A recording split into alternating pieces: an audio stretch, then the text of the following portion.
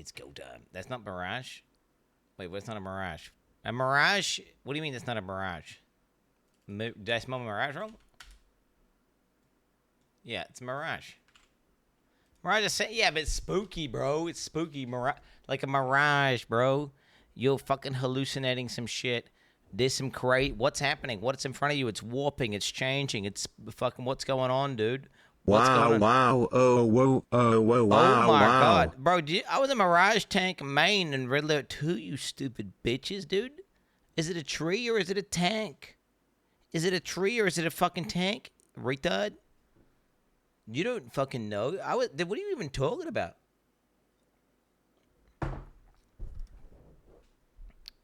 Candace, your link tree.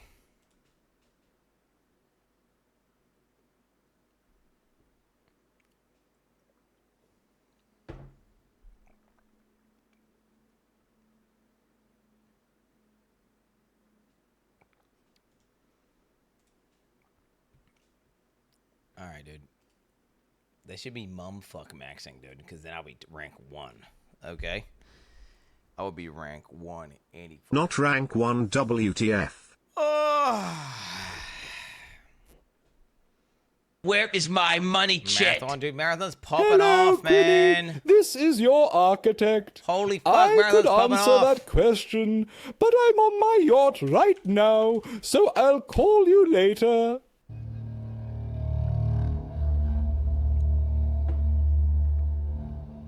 Oh shit, it drops? It fucking drops, dude. It fucking drops. Pen.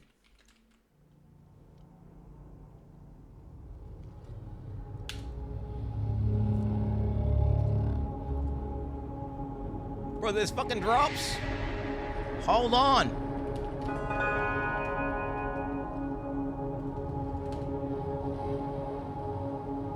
W drops. W part of Exile, dude. W part of Exile.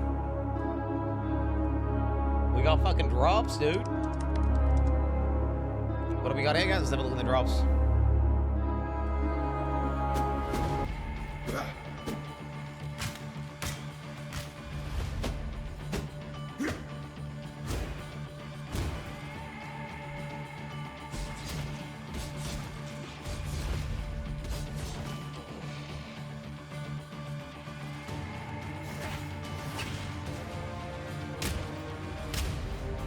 Get like sand and shit. Oh shit. Marathon time, boys. PoE 2 though? Oh, it looks good. Oh shit, for PoE 2, dude? Log in. D4 bad, D3 bad, D2 bad. Oh my god, dude. Oh my god. So it works for PoE 2, bro. So that's it's worth it. I get the PoE 1 drops look shit, mate. But actually the PoE 2 drops looked lit. They looked lit, bro. PoE 2 drop looked fucking tight.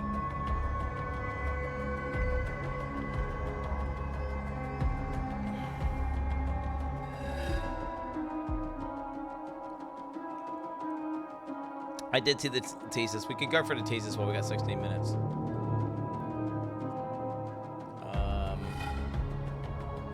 What do I really want, Chad? 2, clap, 2, clap, 2, clap, 2, clap. What is Steel Mage posting right clap, now, bro? 2, is Steel clap, Mage posting? 2, clap, 2, Spoilers? clap, 2, clap, 2, clap, 2, clap, 2, clap, This. 2, clap, 2, clap, 2, clap, 2, clap, 2, clap, 2, clap, 2, clap. What the fuck is this? What the fuck is this? Yeah, with the best bozo. Ch, bro. Had my doubts, but said I'd try. I went to my doctor.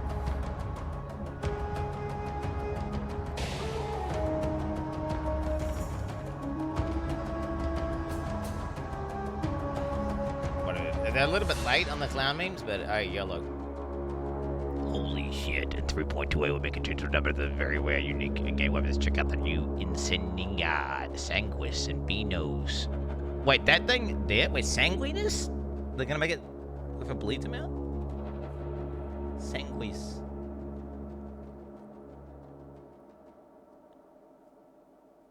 Okay, that's very potent. That's very potent, chat. That's very potent. 250 flat ES. You get ES leech as well as ES overleech, and it's like having Vile Pact. Crazy. Okay, Benos was already strong as fuck. And what are they doing to it?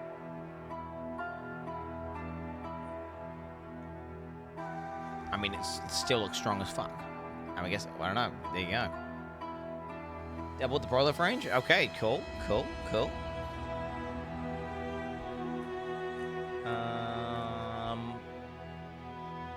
That's the drops. Hi. This was the announcement. So this chat. This is not the live stream. Don't get baited. Live stream's in 13 minutes.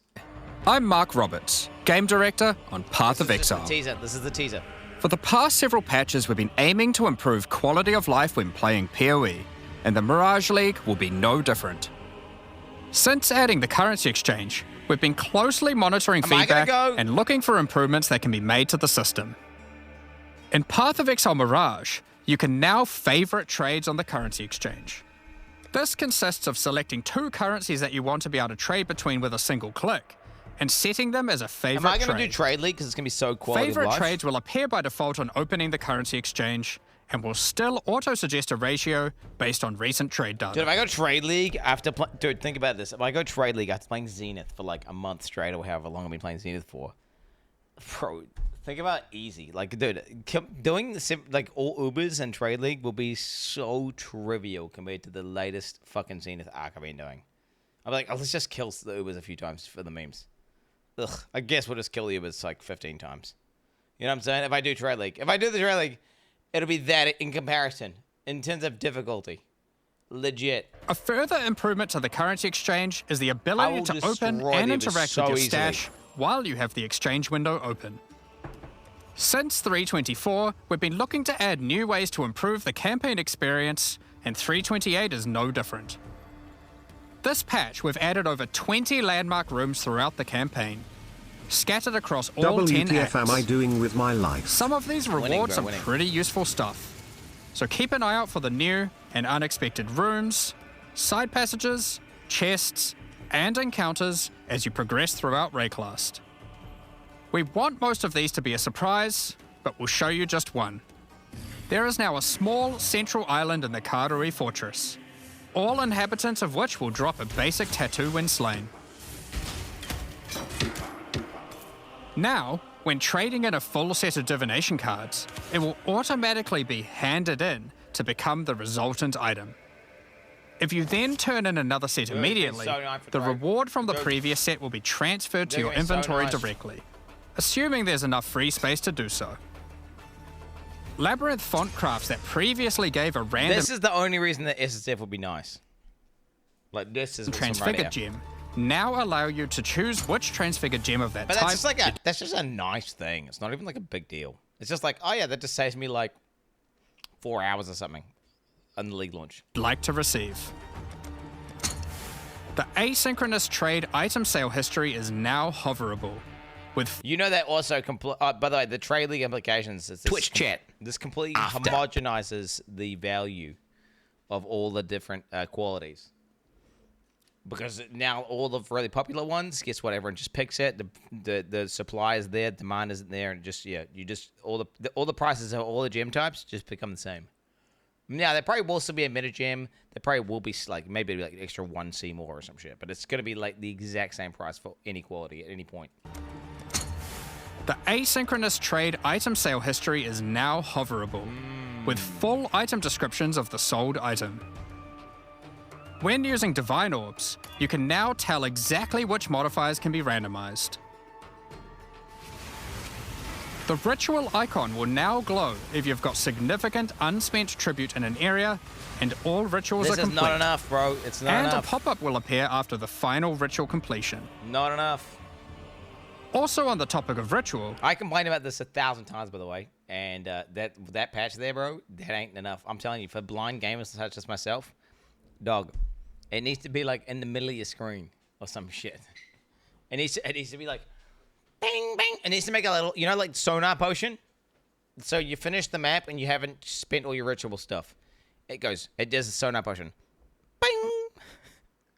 You can now quick use vessels on completed rituals.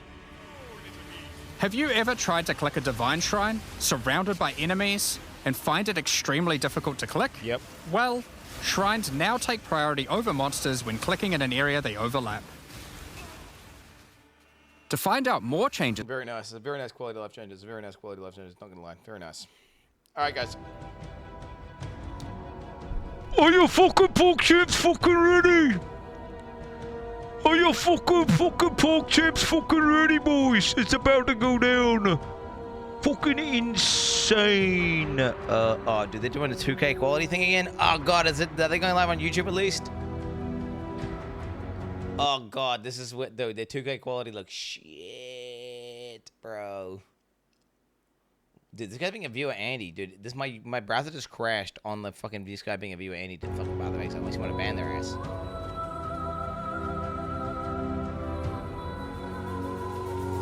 Are they on the YouTube at least? Gassy TV's on there?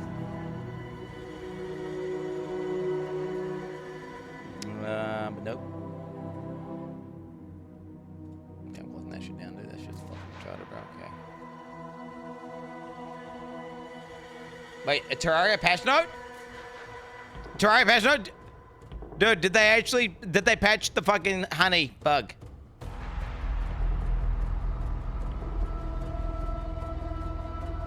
Let's see what we look at. Ban this guy. It's the old, he's a weirdo. Fuck out of here, bitch. Actually, let's get that fucking bitch ass. I don't know what he typed. I just read he ad on me and then I was like, ah, fuck this guy. This is just fucking bandit ass.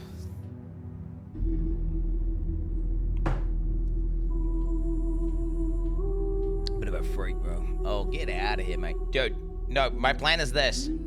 Chat, my plan is this.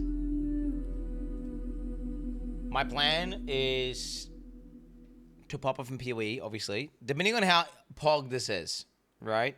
Will depend on how, like, if this is a super pog announcement, and I'm like, holy shit, this looks like the new PoE 1 League 2.0 that I fucking can't wait for this. Okay. Then, I want to do as much practice as possible. Which is that's what I'm hoping. So then what I'll do is I will just play Terraria, kill Moonlord real quick. After we've killed Moonlord, then we'll log into Path of Exile, practice up for the new league. League comes out, I'm fucking fresh as hell. Boom. Boom. You know what they say, aim high, shoot low. I'm aiming for Moonlord, okay? I'm aiming for Moonlord. But if that ends up being like Wall of Flesh, I'll still be a happy camper, you know? At least if we kill, you know what I'm saying? I just need to have one good run. I need at least one good run. You know, kill Moonlord this year, I will easily kill Moonlord. Chad, if I wanted to kill Moonlord this year in Terraria Zenith, I could. Easily. Easily. Especially if I figured out the cure to brain frogs, you have no idea, chat, what I'm capable of. If it was the creatine bricking my brain and I'm back to my god gamer abilities, because you gotta understand, for the last 4 to 5 months, my gamer abilities have been completely hampered. Completely hampered. They've been cooked. And if I'm able to unbrick that, GG. GG. It's not old age. It's not old age, chat. It's not old age. Nah. Nope. Nope.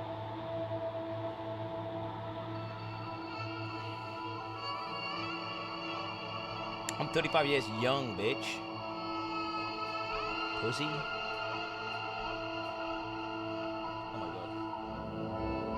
Okay, anyway, chat, I'm just quickly getting my drink. You Poe chat's ready, I'm getting my drink. We're about to pop off here. 5 minutes. Twitch chat. After Poe 1, I will gift 100 subs. Ain't that neat? I'm so generous. 100 subs to myself. Wow, I work so hard every day, chat. I deserve it now. Please press the follow button and sub. I need more tier 3 subs. Next time, 200 subs. Chat Poggies XD. skip Po to get to hard mod, based. Are you gonna play the Po on season? I'm hyped to watch your league launch. Fuck Twitch. Po 2 maps coming to Po unaware. Praygasm. Not this game again. Tank it. I am so fucking hype I already took Take off it. for work new Po 1 League of Flirties fucking G-. Whip and switch. Snapshot. Is this marathon? Die! Die! Yes! Yes! Yes! My nipples are hard for Fuck Po. that, boss! Diamond hard. Fuck memory games! Forced an intervention. Was it even hard, bro? Clench.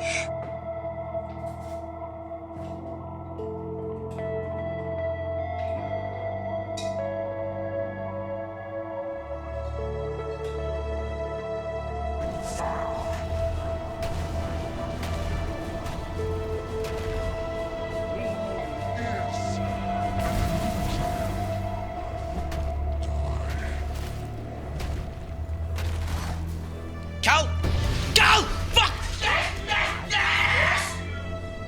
What an easy boss, bro! What an easy boss, bro!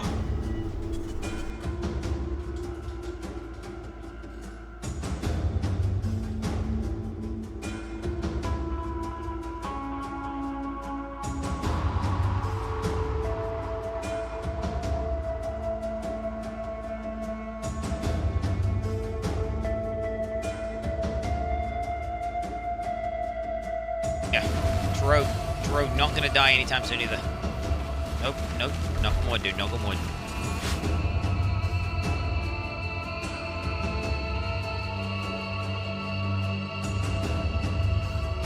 I knocked on wood, bro! Are you? I should have said it!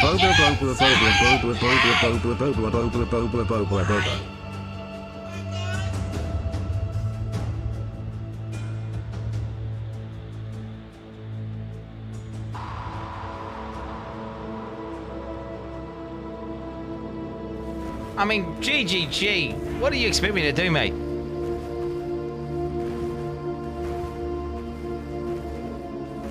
Now.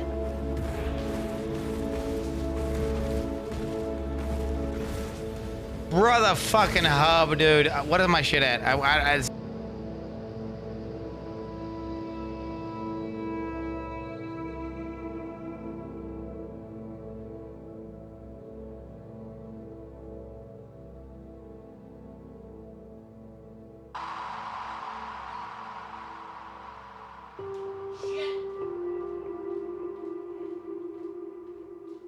Really nice. That's a really nice fucking weapon he's got there.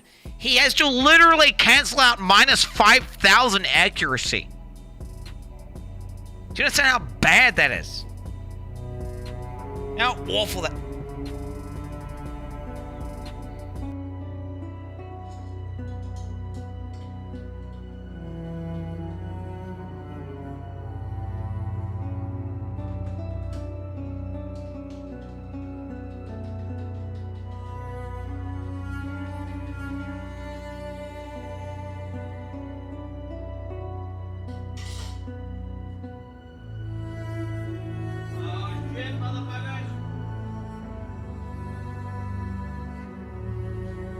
Oh shit, let me put the TTS on pause. Let's turn channel points off.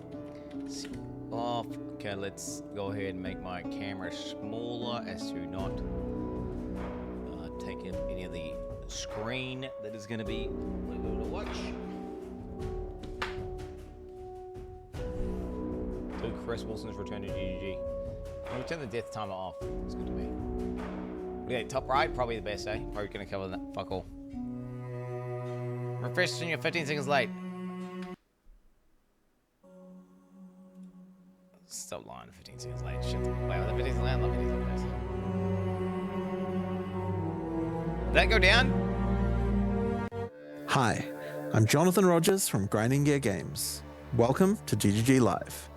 Today we're going to show you an exclusive reveal of Path of Exile Mirage, which is coming out 1 week from now on March 6th. Twitch drops are enabled on today's livestream, so you'll be able to claim your Mirage weapon effect by following the instructions below.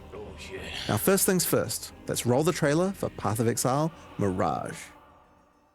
Yeah, the drops are on. The drops are on. F5 if you want to see them.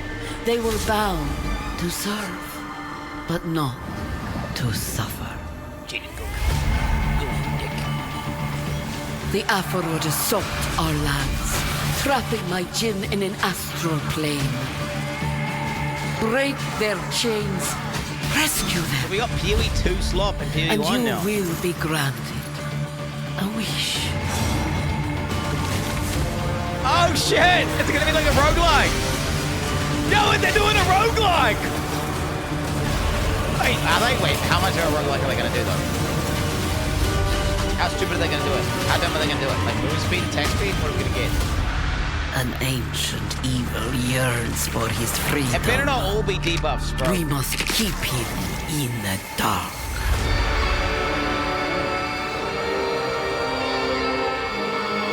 Your character has AIDS. You, Jin. New uniques and restore them. Holy skills! For the paladin they're putting into the game at PoE too soon.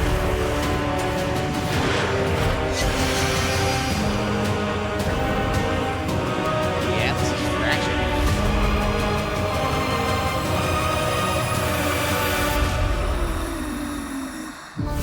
Oh shit! What was that? The demon zombie ascendancy. What was that? What the hell was that? To item editors Concord. In today's stream, we'll take you on a deep dive into Path of Exile Mirage, where you'll unravel ancient mysteries, unlock new powerful rewards, and become part of the eons-old story of the Winter Sekima. There are also significant in-game changes coming alongside Mirage, including a progression of the in-game storyline, a new in-game Atlas system, and as always, new rewards to match. After that, we want to talk about the slew of new Holy Templar skills and supports, as well as an additional Ascendancy class option added to the Scion, which some of you may find familiar.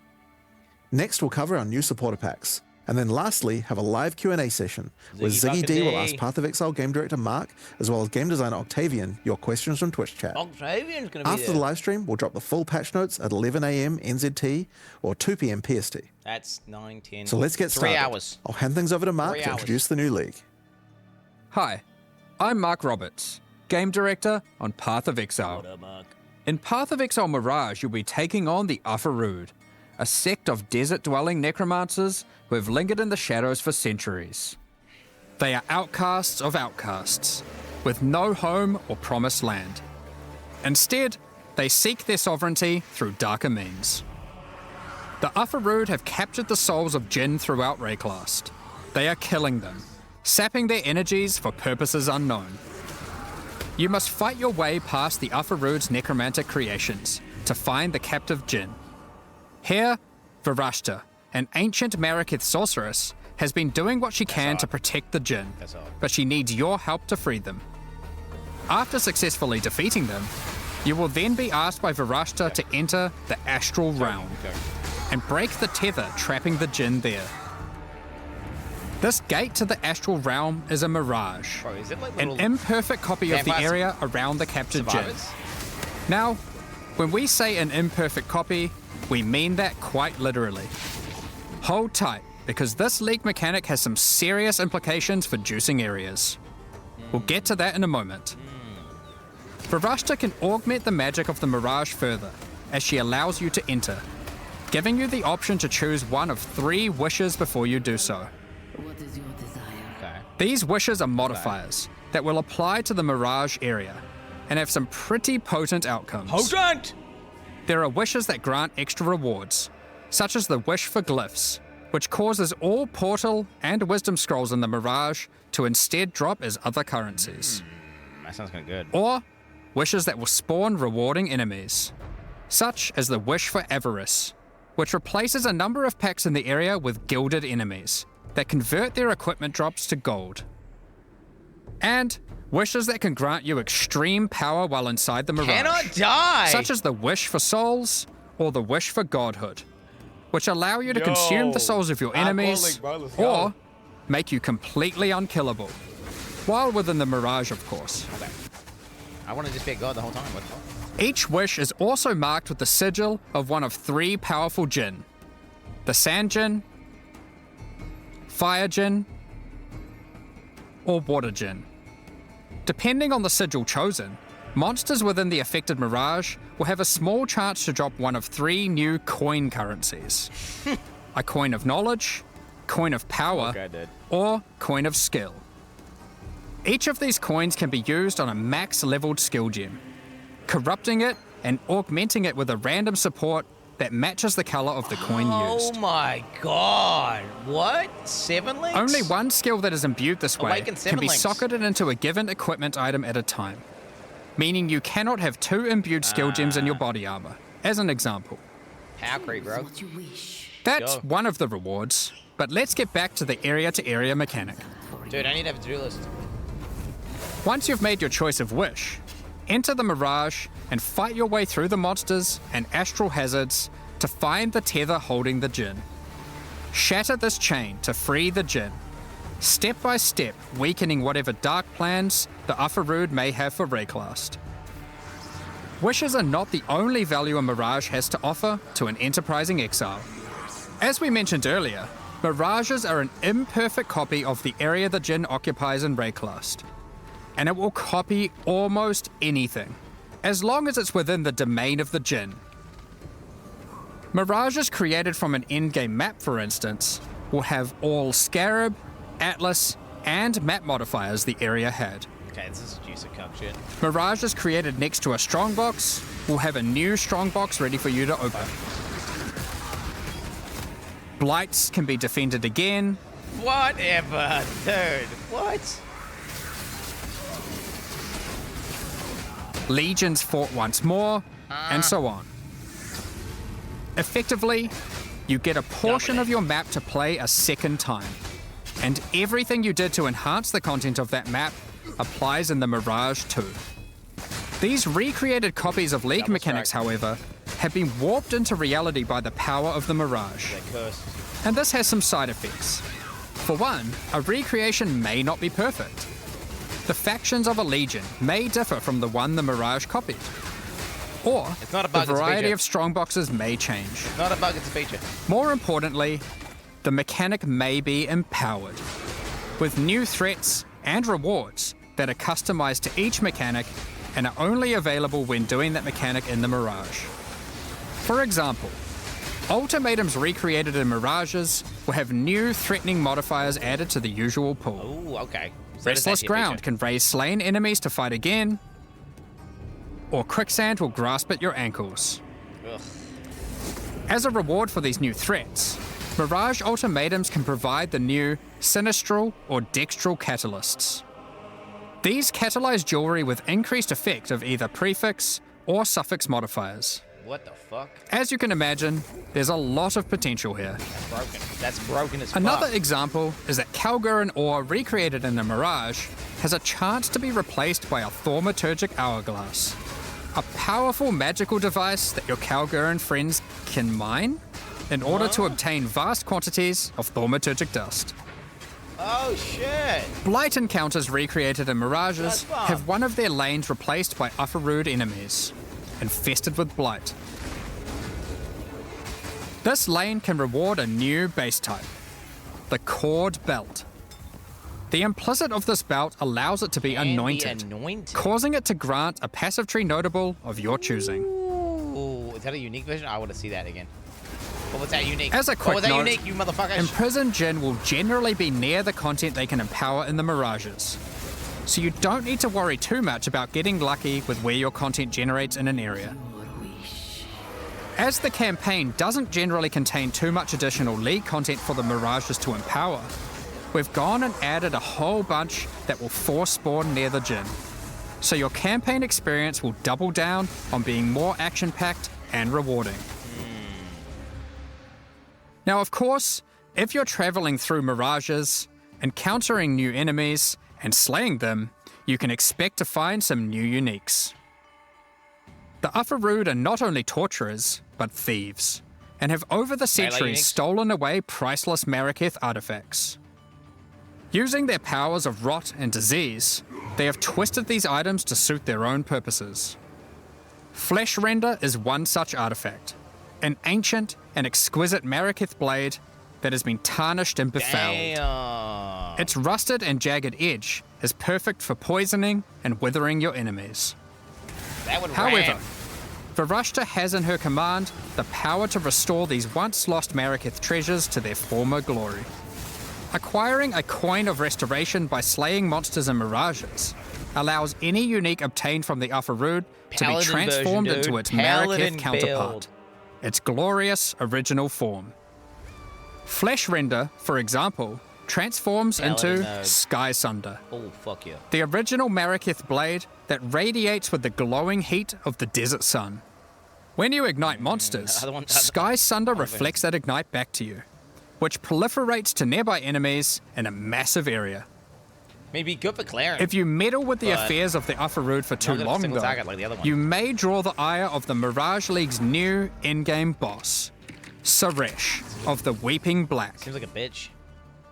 Suresh also has a set of powerful, exclusive items. Whoa! Yours for the taking, if you're able to defeat him. What? Permacrit. So that's the Mirage League. Now, to face all the new evils, you might want some righteous skills. Some holy skills. In 328, you'll have access to main. a slew of new options to bring divine I'm a rip devastation main. and return the faithless to their rightful graves. What have we got here? We're also introducing some supports to go with them, as well as some new transfigured gems. Let's go over a few examples. With Holy Hammers, you slam the ground to call down a Hammer of Justice from the sky. Oh, Hammer of Justice. If this hits an enemy, an additional Punch. Holy Hammer will cascade forwards, which itself Kinda like can Thunder. further cascade, and so forth. Whoa, hammer. Expending a power charge when using the skill will call down an additional 2 hammers, which can also cause cascading slams. Oh. The more numerous your foes, Oh. the more instruments of Hey, we holy stacked. judgment. Hammer of Justice. Sweep is an old skill. It's one In of my fact, favorites. it is so old one of my that favorites. it's one of the very first skills ever implemented in Path goated, of bro. Exile. It's goated. Over 15 years What are you ago. going to do to it? It's been long overdue for some attention. It's great. What are you talking about? I'm glad it just With said 328, it has been reworked into Holy Sweep. What the fuck? This skill converts some of your physical damage to lightning, with shiny new effects to match. Some enemies struck by the initial sweep will have hammers of light batter them from above. These hammers cause area damage where they land, so clustered enemies are demolished by repeated impacts. When Sweet. successfully hitting an enemy with Holy Strike, you'll summon forth a floating holy armament, a glowing mace that follows you closely. These weapons are minions, and will attack with Holy Strike themselves whenever you do. These holy armaments will copy the stats of your main hand weapon to deal their damage. Stand against your foes with Shield of Light, a retaliation skill which will allow you to unleash a cone of holy light upon enemies after blocking a hit with your shield. Additional cones of light will also pour forth from your nearby fuck allies that. when you I'm hit good, with bro. the skill, Pass. allowing you Pass. to recruit your holy army to create purging light. Pass. Divine Blast emits a beam of holy light from your shield, coalescing into I like a all hovering those ball of melee energy. skills.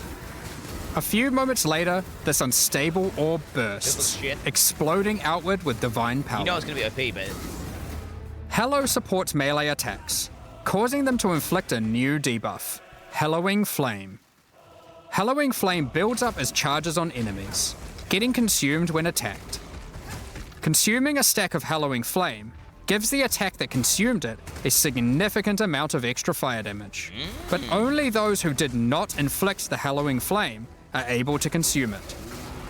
Perfect for those of you who enjoy a more supportive playstyle with your army of playstyle. holy sentinels, Chuck play style. But or I actually played friends, that. I did play that build. when they're online.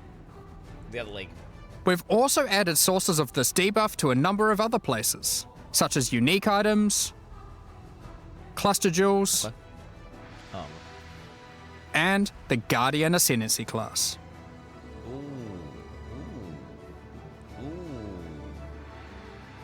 We also have another batch of new transfigured gems, with many of these being variants for gems which previously had none.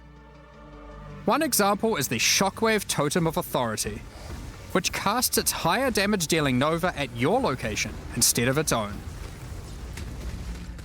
You might also enjoy Orb of Storms of Squalls. These storms warp directly to targets when you use lightning skills, and arc lightning upon doing so. This gives you a mobile storm of destruction that follows you as you dive into battle. We'll leave the rest of the transfigured skills for you to comb through in the patch notes. Speaking of the patch notes, as always, we love to shake up the meta, so we've done a bunch of balance adjustments to a few other things as well, such as a pass on bloodline classes, expanded the passives available to the Templar section of the passive tree, and various improvements to existing holy themed skills such as Static Strike, Holy Flame Totem, and Dominating Blow. Dude, they're chatting around shit. The fuck?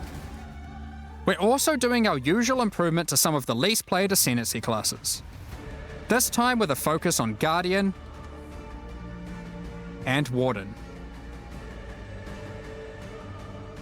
Speaking of Ascendancies, let's talk about the Scion and her new Reliquarian Ascendancy class. For those that have played the Legacy of Frisia events, this class will seem familiar. The Reliquarian is a learned Scion that has studied history at the Oriath Academy. She is a part of a secret society of Oriathans, dedicated to collecting and discerning the strange properties of unique items. All of her passive powers come from these unique items, found from throughout Rayclast.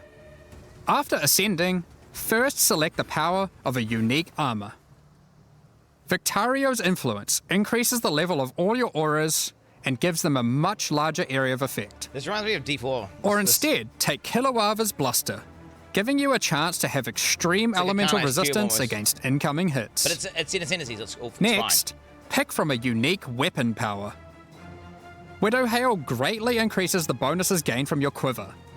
Or Martyr's Teaching, which causes your minions' critical strike chance with attacks to be equal to your main hand weapons. Like a particular Lastly, pick your crown jewel, a unique jewelry power. Astral Projector causes Nova spells to cast from enemies rather than from yourself. Or take Astramentus, simply giving you a huge boost to all your attributes. God damn, what the fuck? Due to all the ways you can mix and match unique powers, the Reliquarian has more flexibility in how you build it compared to any other Ascendancy class in the game. The stupid thing is if it's OP, then everyone does it. Our plan going forward is for the Reliquarian to not be a static Ascendancy class, and between each expansion, the unique powers which are offered will change. If you don't like what she offers this expansion, hopefully she'll have the power of your favorite unique item in the next one. Time to move on to the endgame. Reliquarian League, dude? Oh my god. Imagine With that. this expansion, we are aiming to liven up the endgame, giving players new experiences, strategies to leverage, and streamlining or removing the more frustrating tasks. Oh my god, what? Extensive changes will be coming to the Atlas and how you engage with maps. What? Without interfering with the Wait, are they doing beloved Pee-wee core too? experience that fuck? has made mapping so successful. What? In the last few endgame updates, you experienced Zana's story. How she helped defeat the Elder, It's dog shit. tried to Hate stop that new exiles Zana from shit. going mad in the Atlas, that new and faced Zana new guy. threats pouring forth from it. Pedals. In the most recent expansion, she eventually realized that there was only one way forward: to destroy the We have Atlas. to admit this. Zana's recent actions have now weakened the already strained and tattered edges of its realities, reshaping how we interact with the Atlas entirely. To explain how this changes your interactions with the Atlas, we first want to establish some context while having a bit of a trip down memory lane. Okay, wait, I got 27 expansions ago, back in Path of Exile 3.1.0, The War for the Atlas, we had a mechanic on the Atlas This where was the goated. Shaper and Elder was were goated. engaged in war. This manifested as influence regions on the Atlas that affected specific maps. The ever-changing influence regions made the Atlas feel more like a physically connected space, rather than just a fancy way of visualizing a checklist of completed maps. However, One of the main frustrations with this mechanic was that you constantly needed many different specific maps in order to manipulate the influenced regions. Waystones? We realized we'd love to again have mechanics that manifest physically on your They're atlas, doing Waystones. but we'd have to address the issue of always needing those specific maps. The first major change we'll be making my to God. solve this is divorcing map items from specific There areas. it is. As an example, instead of having a Mesa a map, Waystone. you will now find, say, a Tier 10 map. To open a Mesa map now, just locate and select Mesa on your atlas, put in your map item, click activate, and you're good to go. This is beta testing for PoE 2, by the way. They're doing this as a That beta Mesa test. may drop a Tier 11 map. You can then immediately return to your map device, which will default to the last map run, and then run it again. Or choose a new map to use it on. It's your choice. Ooh, it's kind of potent. So we're just running Strand forever, boys. We're running Strand This forever. is one of the many benefits to this change, which is that if you're the type of player who enjoys chaining the same map over and over, or the type of player who prefers to jump around, it is equally easy Are to we do either incentivized, strategy or even switch between them Show us at the a influence. moment's notice. Show us the influence, baby. Come For on. example, if one day you're farming burial chambers, hoping to eventually get a headhunter from divination cards, and you decide you need a change of rhythm, you can seamlessly swap to your boss farming atlas tree and spam Mesa for peak boss killing efficiency. Up until Bro, now, this is so good this for would have SSF. required having some Mesa maps stashed, setting all your favored maps to Mesa, or doing a whole bunch of trading. You'll also notice that the structure of the atlas has changed. If you haven't played in a while, here's a look at it before and after. You will now begin at the center of the atlas, with each corner housing one of 4 voidstone slots. Ooh, that's cool. In addition, all content accessed from your map device now exists physically on the atlas. That's cool. So you can see everything available in the endgame as you reveal the Fog of War. That's cool. This also means that all unique maps are now present on the atlas, including some old favorites that are appearing for the first time. Don't worry though, you don't need to complete Hall of Grandmasters every league. You now gain 1 atlas skill point per unique map completed, up to a maximum of 10. Given there are around 20 unique maps, This seems cool. you only need to complete the half you want, if you can get your hands on them. Note, you aren't losing any atlas skill points. These have been moved to new places. This seems and cool. actually, you can get more than before. Oh my god.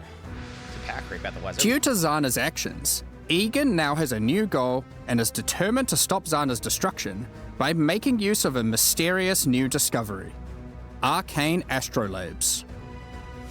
Zana is currently traversing the threads that weave the atlas together, severing them.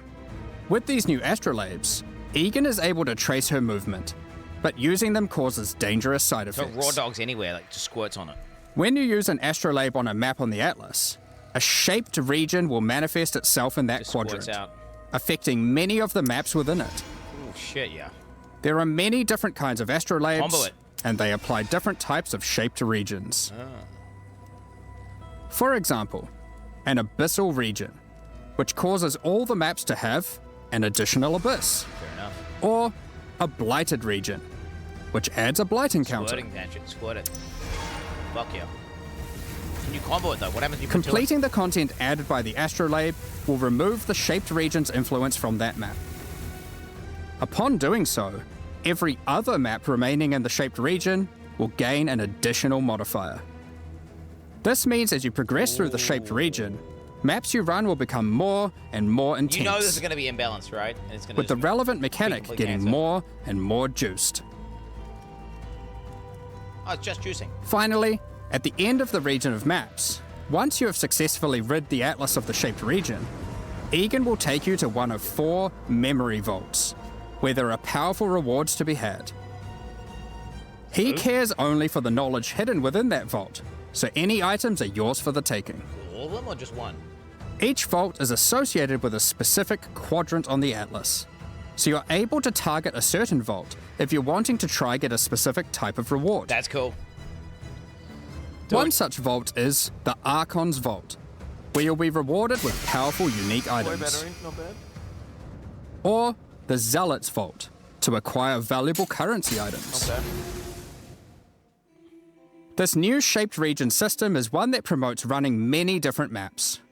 But for players that want to engage with this new system while still wanting to run the same map over and over again, the synthesized stability keystone on the Atlas tree enables exactly that.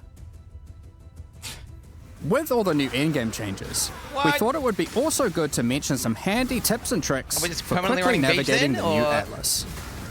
When using the map device, the Atlas defaults to your previously run map. I don't know if I like that node, dude. So running the same map over and over is as few clicks as possible. You can right-click unique maps or map fragments in your inventory to automatically open your Atlas to that location with the map already placed and ready to run. Boom. When you select a special area that requires multiple items, such as to fight at Zeri or open the Domain of Timeless Conflict, if you have the fragments to access that in your inventory, it will automatically add them to the map device in the right spot. Wilson is pissed. Feel That's the weight, the core of Feel the new weight of the endgame. fragments. But there's a lot more in-game changes coming in 3.28. Let's blast through them. Over the last few expansions, we've been working on streamlining the mapping experience. And we wanted to continue to minimize busy work so you can spend more time doing what you love, killing monsters and getting loot. Fucking hell, loot for To loot. that end, we've made a number of changes. We won't get into too much detail, but here's a quick summary of what you can expect to have received adjustment. Fucking hell. We've removed cartographer's chisels and map device crafts entirely. Ooh. The loss of content and loot Deep load, here deep has loading. been compensated for in other places. Okay. Voidstones now grant special global bonuses while socketed on your Atlas, including adding the new Originator Voidstone, which enables specific Atlas bosses to drop exceptional supports. We'll elaborate more on that in the next section. Is this Uber bosses or what? T17 maps as you know it have effectively been removed. Yes! The bosses have been kept around, and they better fulfill their original purpose of being a gateway to target farm Uber pinnacle bosses. The most annoying modifiers on Originator maps have been removed or replaced. No more getting turned into a slug for simply using skills. I'll believe it and when I no see it. more will you be incapable of dealing damage I will periodically. believe it when I see it. Petal skills in Originator maps have been removed. Fuck petal However, skills. Fuck some petal of their skills. effects are now available from the altars and memory threads. Okay. Yeah, memory. Put it in memories. Who cares about memories? Yep. Memory tears, instead of adding a memory thread to your Atlas, will now drop an itemized version of that thread, allowing you to save it for later or trade it at your leisure. We've added new scarabs, such as this Expedition Scarab of Infusion, which can generate some truly tempting logbooks. Or implicits. And for those of you looking to take on the ultimate one-on-one fight, what the fuck? the Anarchy Scarab of the Exceptional will place a true antagonist-level rogue exile threat in your map. That's not hardcore Empowered by every type of Wildwood Wisp, possessed by a tormented spirit, augmented with rare monster modifiers, and affected by a shrine, this exile is not to be trifled with. Nope. Nope, never gonna fight that. Alongside that, we've also changed That's some, stupid. such as the Beyond Scarab of Resurgence, which now causes all 3 Beyond bosses to appear when a Beyond boss would spawn in your map. Fucking hell. On top of that, we've made improvements to a number of weak Atlas Tree passives, such as Pillage and Plunder, which now grants a chance for items dropped by Syndicate members to have a Fractured Veiled mod. Check out the new The Paths Not Taken keystone, That's kind of which nice, means actually. your maps on average will drop twice as many divination cards. But which ones can drop will be a mystery. And last, but not least, I like that. we've also made some changes that to one. King's March shipping, such as we've swapped the rewards given by sending ore and crops. I wonder what this new port will send back. Ports will now give more rewards for favored resources. Thank God. And you can even re-roll them for gold, if they're not offering what you're after. Okay. Specific ports will Not just now doing the reward same- specific tattoos Ooh, okay. and rune grafts, making it easier to target the ones you want. King's March OP for SSF. Not to mention, the Kalgurans have discovered several new, powerful rune grafts for you to get your hands on. such as the Runegraft of Fury, which causes you to gain rage on using a life flask, and the Runegraft of Resurgence, which causes Arcane Surge to also grant life regeneration. Okay, they're decent. We mentioned but, earlier about the Originator Voidstone, can't use enabling that. Not access a big to deal. exceptional supports. So let's get into that, as there's a decent amount to cover. Okay. After defeating the incarnations of Fear, Neglect, and Dread, you will obtain the Originator Voidstone. As mentioned earlier, this Voidstone allows new, exceptional support gems to drop from many bosses across the Atlas. These new supports are an improvement over the old Awakened support system, which is being phased out. Awakened supports have long been a capstone investment for a character, but there's existed a gulf between the more interesting ones, such as Awakened Spell Cascade, which has some additional transformative effect, as opposed to some of the simpler Awakened supports, which just have slightly higher numerical values.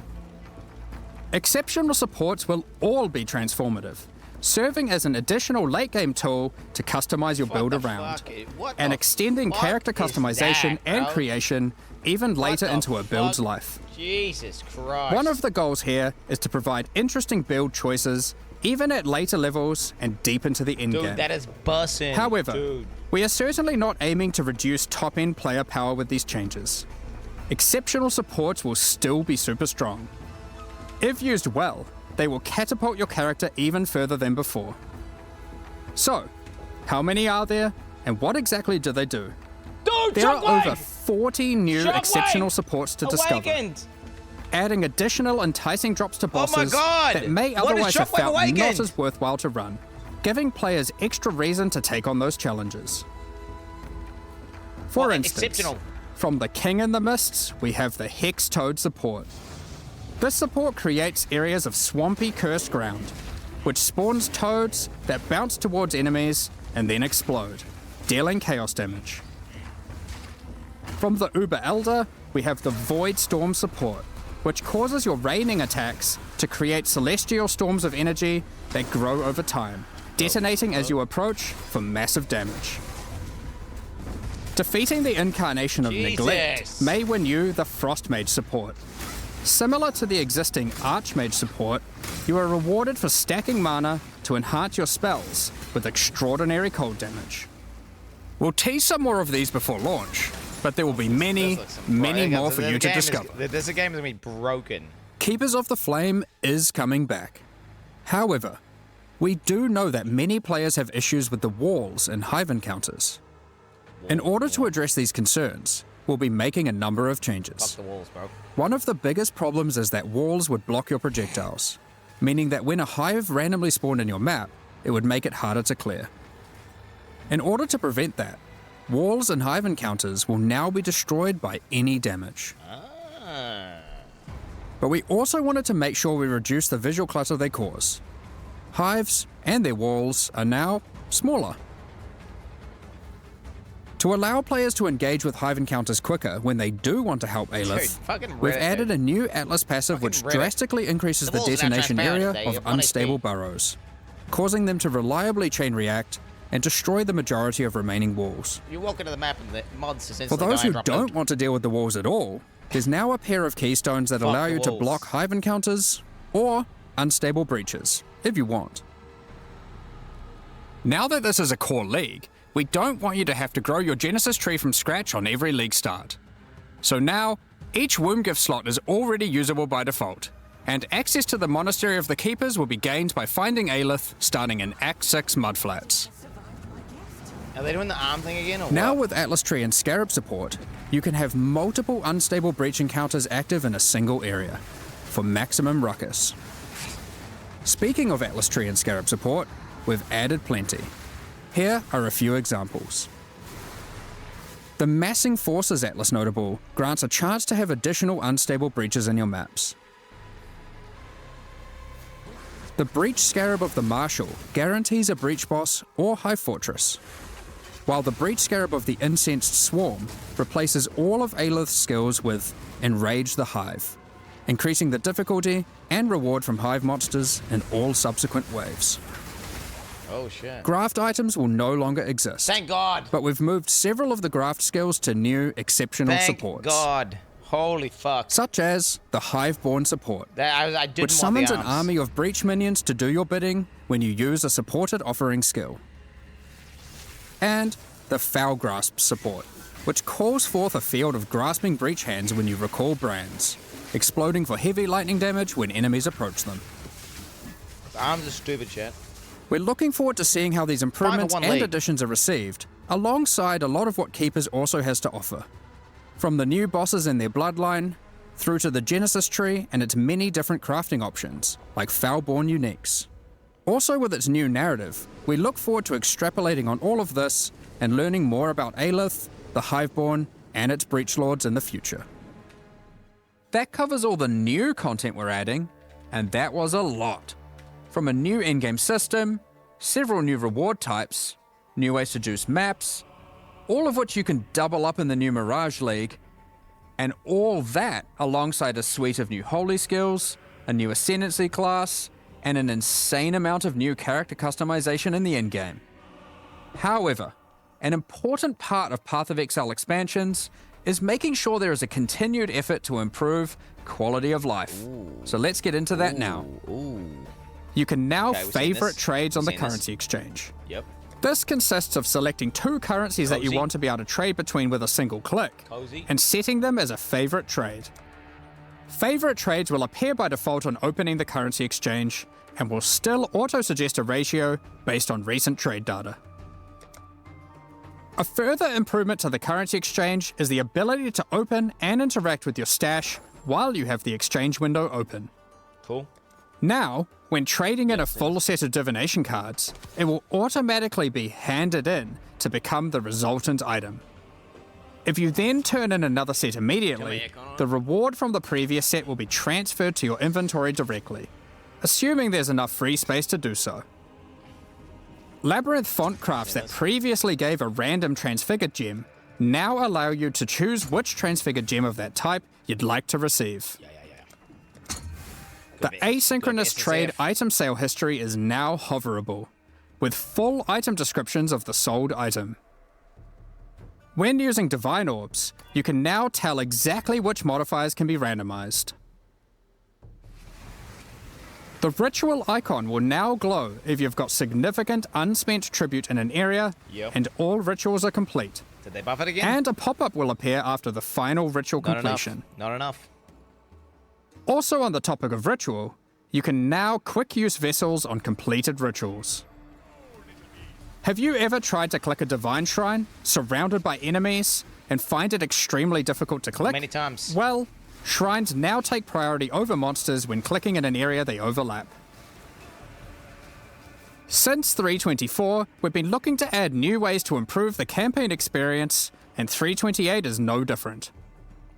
This patch, we've added over 20 landmark rooms throughout the campaign, scattered across all 10 acts. Some of these reward some pretty useful stuff, so keep an eye out for the new and unexpected rooms, side passages, chests, and encounters as you progress throughout Rayclast. We want most of these to be a surprise, but we'll show you just one. Tattoos. There is now a small central island in the Karui Fortress, We already was saying this. all inhabitants of which will drop a basic tattoo when slain. Next up, we're wait. going to be talking about our new shit. supporter packs. Shit. Today, we're launching 2 new series of supporter What are we packs. gonna have here? The Curator of Wisdom and Iron Incarcerator packs. Each tier contains the pack's full face value in points, alongside several exclusive microtransactions. As always, the microtransactions in these packs are purely cosmetic and do not affect your character's power or progression in any way. The Curator of Wisdom series of supporter packs contains 7 exclusive microtransactions. The Traveling Wisdom back attachment has all the necessary tools you may require to chronicle your journey, complete with a helpful rat friend. These chronicles will activate their magic upon identifying items, and will track the number of items identified of each rarity. Just hover the item, or link it in chat to show it off. Whoa. The acquired Wisdom unique finisher effect summons an ancient scroll that consumes unique enemies and the knowledge they hold. Most exiles would struggle carrying piles of scrolls while traveling Rayclast, but the Grand Curator of Wisdom armor set is perfect for the adventurous scholar. Any expert curator knows that scrolls hold more than just knowledge, they also hold power. As you cast spells, the scrolls attached to the armor will burn away, before rematerializing shortly after. It also features a series of helmet variations, so you can get precisely the look you're after. Summon your Scroll Shaper familiar pet to follow alongside you. This creature is formed from folded magical texts, and can shapeshift between different forms. You can think of this as having multiple pets in one. It can fold into a fox, and then even burn away, reforming into a flying bird. Pretty sick. This series of packs also contains the Scroll Portals, jumbo-sized versions of the Scroll of Wisdom and Portal Scroll that you can make a quick retreat through. A supreme catalogue of knowledge can't remain in one place for too long and risk being pillaged by thieves. The Titan Apex Hideout features a colossal titan who carries your base of operations atop their shoulders, constantly moving through a boundless desert. The Iron Incarcerator pack also contains 6 exclusive microtransactions. The Incarcerator's Restraints back attachment features stockades that were used to immobilize prisoners by binding them to the earth as they were tortured for their wrongdoings. Shackles envelop your choice of torturing device when using the Chains of the Incarcerator weapon effect. Your P1 characters look so These dumb, chains shatter into links as you batter enemies. Make your way through Rayclast as a walking penitentiary. Okay, it looks kind of cool there. Intimidating your enemies with the elite Iron Incarcerator armor set. That on a woman, bro? Oh my god. After a long day of tracking down criminals, step into the Iron Maiden portal to retreat to your torture chamber. It acts as a great deterrent for would-be intruders. This peculiar creature was a favorite amongst incarcerators. It's like a Siamese cat. They would be sent into the midst of prison riots to mesmerize and control the toughest of minds. Use their talents to charm other players' pets, causing them to abandon their owners and follow in line behind you instead, at least until it wears off. What better way to execute prisoners when your torturing has depleted their value? Harvest their souls to fuel this map device, condemning them to eternal incarceration. Your kills within the map are also recorded based on the rarity of the monster. You can choose to pin an execution session that you're satisfied with on this miniature leaderboard, which is displayed for all that dare enter your hideout. Additionally, all microtransactions from these supporter packs will be made available for use in Path of Exile 2. Thank you so much for your ongoing support. We're just about to start the Q&A with ZED. Afterwards, we'll post the full patch notes for Path of Exile Mirage. Dude, I like the at in-game 11 changes. a.m. New Zealand time, 2 p.m. Pacific. With release at the end of next week, our community team will be posting crucial information you'll need for the release. Keep an eye on the news. I like the in-game changes. I think they're going to be really good. I mean, it seems like a way better version of... It's like the good shit from PoE 2 plus the good shit with PoE 1 combined. Right? Combined. To make like this really kind of nice end game where like the Atlas isn't just a checklist. It's an actual map that you explore and go through. And then you can actually... Dude, for SSF, being able to like target farm specific maps, oh my god. It's gonna be so nice.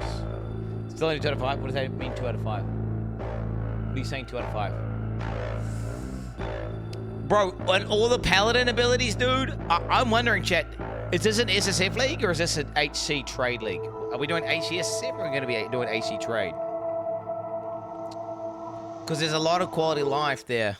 G'day Exiles, welcome back. ZED here, joined by game director Mark Roberts and game designer Octavian to do our Q&A post-live stream discussion they always fuck for up the audio. An hour, 2 hour, 3 hours, we'll see where things take us, especially with us discussing things They've like got 2 audio sources. Endgame, Breach, King's March, Balance. There's a lot to there's a lot to cover here. I locked in here with you forever, Ziggy. He's got the audience all duplicated. Let's do it. And well, let's start off by just welcoming Octavian here to the show for the first time. Hello. And what brings you here with us today, Octavian?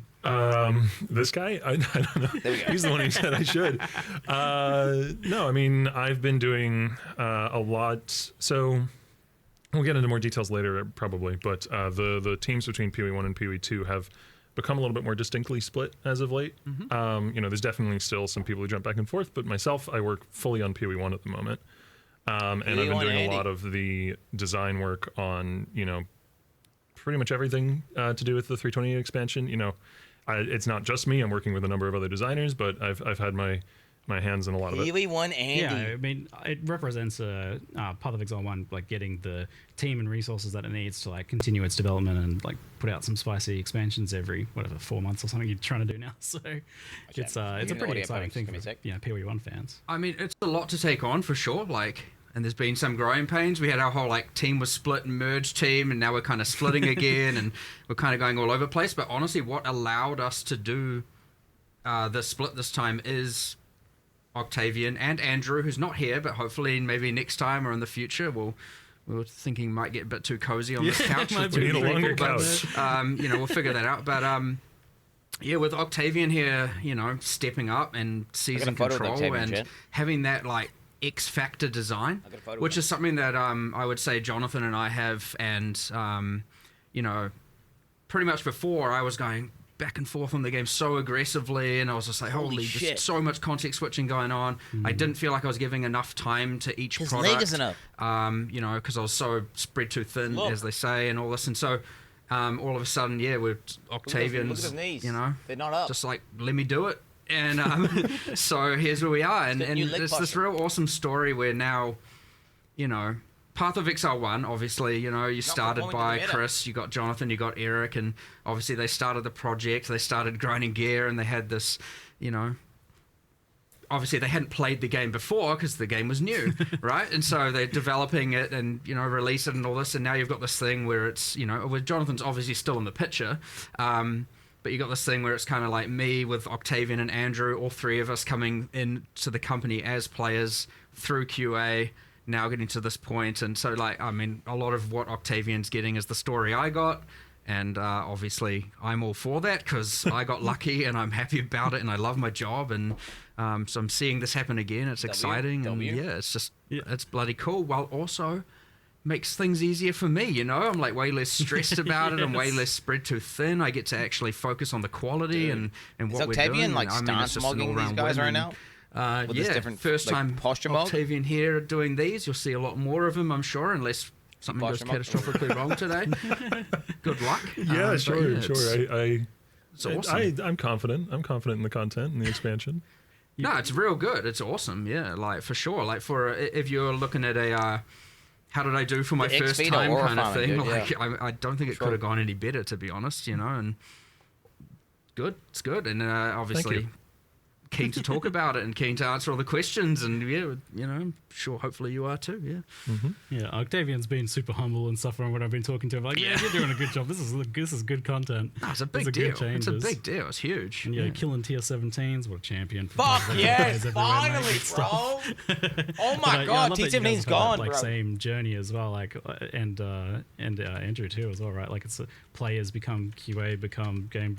Like designers become like producers and leads on Path of Exile 1 project now. Like it's like the game is in the hands of the players, right? Like yeah, kinda. Yeah. I mean, I still, you know, play every expansion for, you know, not as much time as I did when I streamed the game for a living, when it was my job to play it for 8 to 10 hours a day, but I still probably put in an unhealthy amount of time. You know, I work on the game for 8 hours and then I go home and play the game for like 4, and then I maybe eat something and then go to bed. Bro, nah, they need to pay you for that. They need to pay you for that. It hasn't faded, you know? I had a lot of people when I first joined the company asking me, like, do you not play the game anymore? Is it not fun anymore? Like, do you get sick of it? And no, it has not yet happened. Yeah, fantastic. Well, I'm excited to talk about all the new stuff, but first, I think we definitely need to talk about ground loot. Yeah, the loot. There's not much loot on the ground down here, is there? I don't see anything. Where's the Nothing's loot? making it through my filter right now. This floor is empty. Ground loot is a hot topic discussion right now and has honestly been for a long time in some iteration or another. I remember like as far back as like, I was trying to find where, for me, the idea of where some of these things trace back to. And for me, it was actually like Legion, like farming low tier maps where you're getting that flat additive loot in the map. And so all of a sudden you're not caring so much about what the regular monsters drop. You're just doing your tier 4 Glacier to get Legion and stuff like that. But this whole thing is definitely like it's been a tricky topic to break down because a lot of people have various different issues. Some people are like blaming loot tiles. Other people, like myself, for example, think loot tiles are great. They're just kind of like indicative of the difference between what is dropping from regular monsters in a map. Does he mean the currency and what is icon being given through what I will refer to as loot tiles, but is generally like flat additive systems, something that adds something, a known quantity, something that's going to be, what you're going to be getting to some extent. And I don't necessarily think, I think those are a great mechanic for various reasons, but they don't necessarily scale with difficulty in the same way as regular content can. They don't have as much of that element of surprise. And I think trying to like really figure out where a lot of this comes down to, like what's the actual issue if you like kind of peek through the curtains a bit. I think it's just that people are getting their loot in ways that feel like it isn't earned, like it's too disconnected from the gameplay, right? Like you've either got like non-combat drops being really good, things like shipments and the auto mappers, or loot tiles, which have that kind of like preordained feeling, so it's not as directly correlated with the content you're doing. So I'm just curious kind of like how you guys are feeling about or tracking with that, just discussion in an overall sense before we dive into some of the specifics. Well, there's a couple. Obviously, item drops are complicated. This model is complicated. The system is complicated. And it's easy to get lost in the weeds and all that. But honestly, let me simplify it down. Yes, if people don't think it's good enough, it's not good enough. So we'll fix it, right? And now, obviously, these things can take time. But I mean, we'll immediately just to get right in there, because I know what people actually want to know is what are you doing about it. So let's get to that straight away, which is at least for now, given that we have a week till release. But that being said, we can always make loot better mid-league, right? And that's never a problem. That's never a problem. It's taking away this problem. But look, as I said, if you say it's not good enough, it's not good enough. That's how it is. That's just the nature. If the players, and I mean the audience at whole, is like, it sucks. Although then I am a right? proponent of ground loot buffing. We'll make it better. So to start with, what we're going to be doing, instead of there might be some terminology here I need to make sure I acknowledge people don't understand. We will effectively be doubling all the currency. And this is from number like, one. From core drops, as we call it. Yeah. Not windows, not tile loot, whatever all the terminology is. Double? Obviously, that will then, by consequence, diminish the rewards from window loot and tile loot. Yes, that is intentional. Just economically speaking, yes, correct. Yes, and just proportionately, one goes up, the other is now less value proportionately. Just like inflation and whatnot. What else are we doing? We're going to do a bit of a pass on like memory strands was an attempt to try and get equipment. So that's the currency. The equipment memory strands was an attempt to get equipment drop to be more impactful. When you identify it, I would say that system didn't. It has its purposes, but it didn't land as good as we wanted. So we're just reassessing that, since we're also making changes to the end game around originator maps and all that. Look, they're going to be better. There'll be generally more strands. They'll have higher impact. So identified items via that means will just be better. We're also trying, we're going to see if we can do it in time to make sure that it also doesn't just pick bad base types. Oh, yeah, that's already been done. There you go. Nice. Sweet. We did a lot of this yesterday. So base type biasing? It has yes, so it still can technically, if you get rather unlucky, pick a lower tier base type, but it's heavily biased towards picking higher tier base types to put the memory strands on. Okay, that's cool. I remember like a long time ago, it was not like that was avoided specifically. It was like, some people might want like a groove bow or something instead. I mean, sure. I think at this point. Whatever. Whatever. Deal with it, I guess. Greater good is often the way to look at that. And then, look, we're doing some other things. We're going to have ancient orbs, fracturing orbs added to the core drop pools, which should help a little bit for that more kind of mid to higher tier currency. Yeah, those are the Ooh, yeah. We're doing anything else? So we're doing a little bit of a rebalancing of currency proportions. Okay, when I say double currency, by the way, I immediately obviously forgot to mention the important thing. We're not doubling transmutes and orgs. We're doubling the things that matter. True. We're doubling the more important currency. We're not you're not just going to get twice as many of the trash. Obviously by end game, you don't need the thousands of them that exist already. So look, that's the immediate step that we're taking. It's always going to be an ongoing discussion. There's always going to be ebbs and flow to this, always, right? There will be a thing where maybe ground loot is saved, and then a year later we'll be having the exact same discussion with a slightly different twist. And hey guys, that's fine. That's just how it works.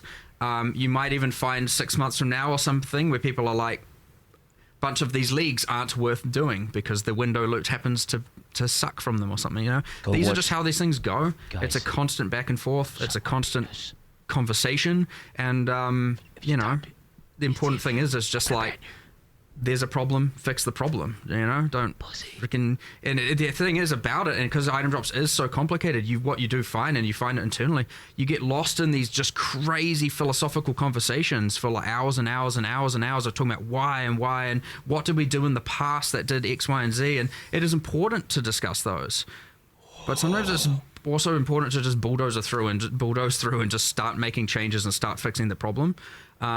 Now, especially with a week till deployment, like we don't want to sully have all the content to be ultimately, less appreciated because of the fact that, ground drops suck, which, as I said, agree. We're doing what we can now. We'll hopefully do more later, if that's what's needed. Just keep telling us about it. You know what I mean? But for now, we're going to doing a bunch of changes because we can this week. We can test them this week. We can make sure that we're happy with them this week. And if we do anything else, we'll let you know. And then, we'll just keep going. And we obviously got changes to King's March, which is obviously window loot. You've got changes to, the new league, I would say, is one that more favors generally things that aren't in Windows. We'll see. I don't know. Hopefully that's a good start, and we'll see where it ends up, I guess. Octavian, you were mentioning to me this idea that there's like a lot of white trash items that are dropping, and something about like that kind of effectively becoming currency was kind of the idea there. Sort of in a way. So like when Mark says doubling the currency that drops, we're not like there is a total amount of weighting in the drop pool, if that makes sense. And we're not adding more weighting to that drop pool. Instead, we are subtracting it from places like, normal basic equipment that every single person is hiding on their loot filter. That weighting is now going instead towards currency items. And like Mark said, specifically towards currency items that aren't like transmutes. There's technically not more items on the floor. It's just more of the garbage has turned into, ideally now, mid and higher tier currency. So like once upon a time we had this like massive historic quantity rarity buff removal thing that occurred, and some of the numbers on that were like crazy. It was like, this has 1600% increased quantity. So for the skeptics out there, like my father when I was young, who would say, I'm doubling your pay this week. Double nothing's nothing. Do you think like doubling the currency is something that has like a pretty appreciable impact on like a map to map basis, when like a lot of the time you are kind of just walking out with a couple fragments and a scarab? Double is definitely still double. It's a pretty big deal, it's definitely things that I agree. It is definitely different to a like 6% glacial hammer buff or whatever's happened historically. It definitely will make a pretty notable difference, but that case there is also an important one, and we were still actively discussing that yesterday, where we were like, there's a little bit of they nerfed it, wanting to make sure there's a minimum as well, especially with a certain amount of content. Like I appreciate that a lot of people are like, there's that juice up here, and there's that like, here's just your base map, and there's a bit of an expectation that you should be able to just go in, clear the map, and come out with more. And I generally agree with that. I would say that, the base map is kind of bad right now with respect to some of that. And so, but again, this is that thing where we've got these things we can do now and quite quickly, because we understand the ramifications of them way more. Then there's still all these other conversations we need to have about more like that and how we can achieve that. There's things about how can we've always wanted the idea that the quality of equipment is dropping better, but there's less of it. How can we achieve that? And like, it's quite complicated and quite difficult to do, and it has like all these ramifications down the line, and it just goes and goes, and again. So right now, focus on what we're doing, but we will 100% be looking at things like the minimums, the base mapping experience versus the giga juiced, because the other thing we need to make sure we don't do is, you know, often what you can do is you can add something that is more for your average player doing your average regular map, and then that once multiplied by every single league thing ends up being just more and more for the top end, and then it's a bit of a rich get richer situation, and you didn't end up necessarily even benefiting that person. You in fact made them now feel worse from an economic standpoint. So like, yeah, you have that thing where you need to give something there but take away from something here, and that can be dangerous because you might, you know, overcook the nerf, you might overcook the buff, you might undercook on either, you know.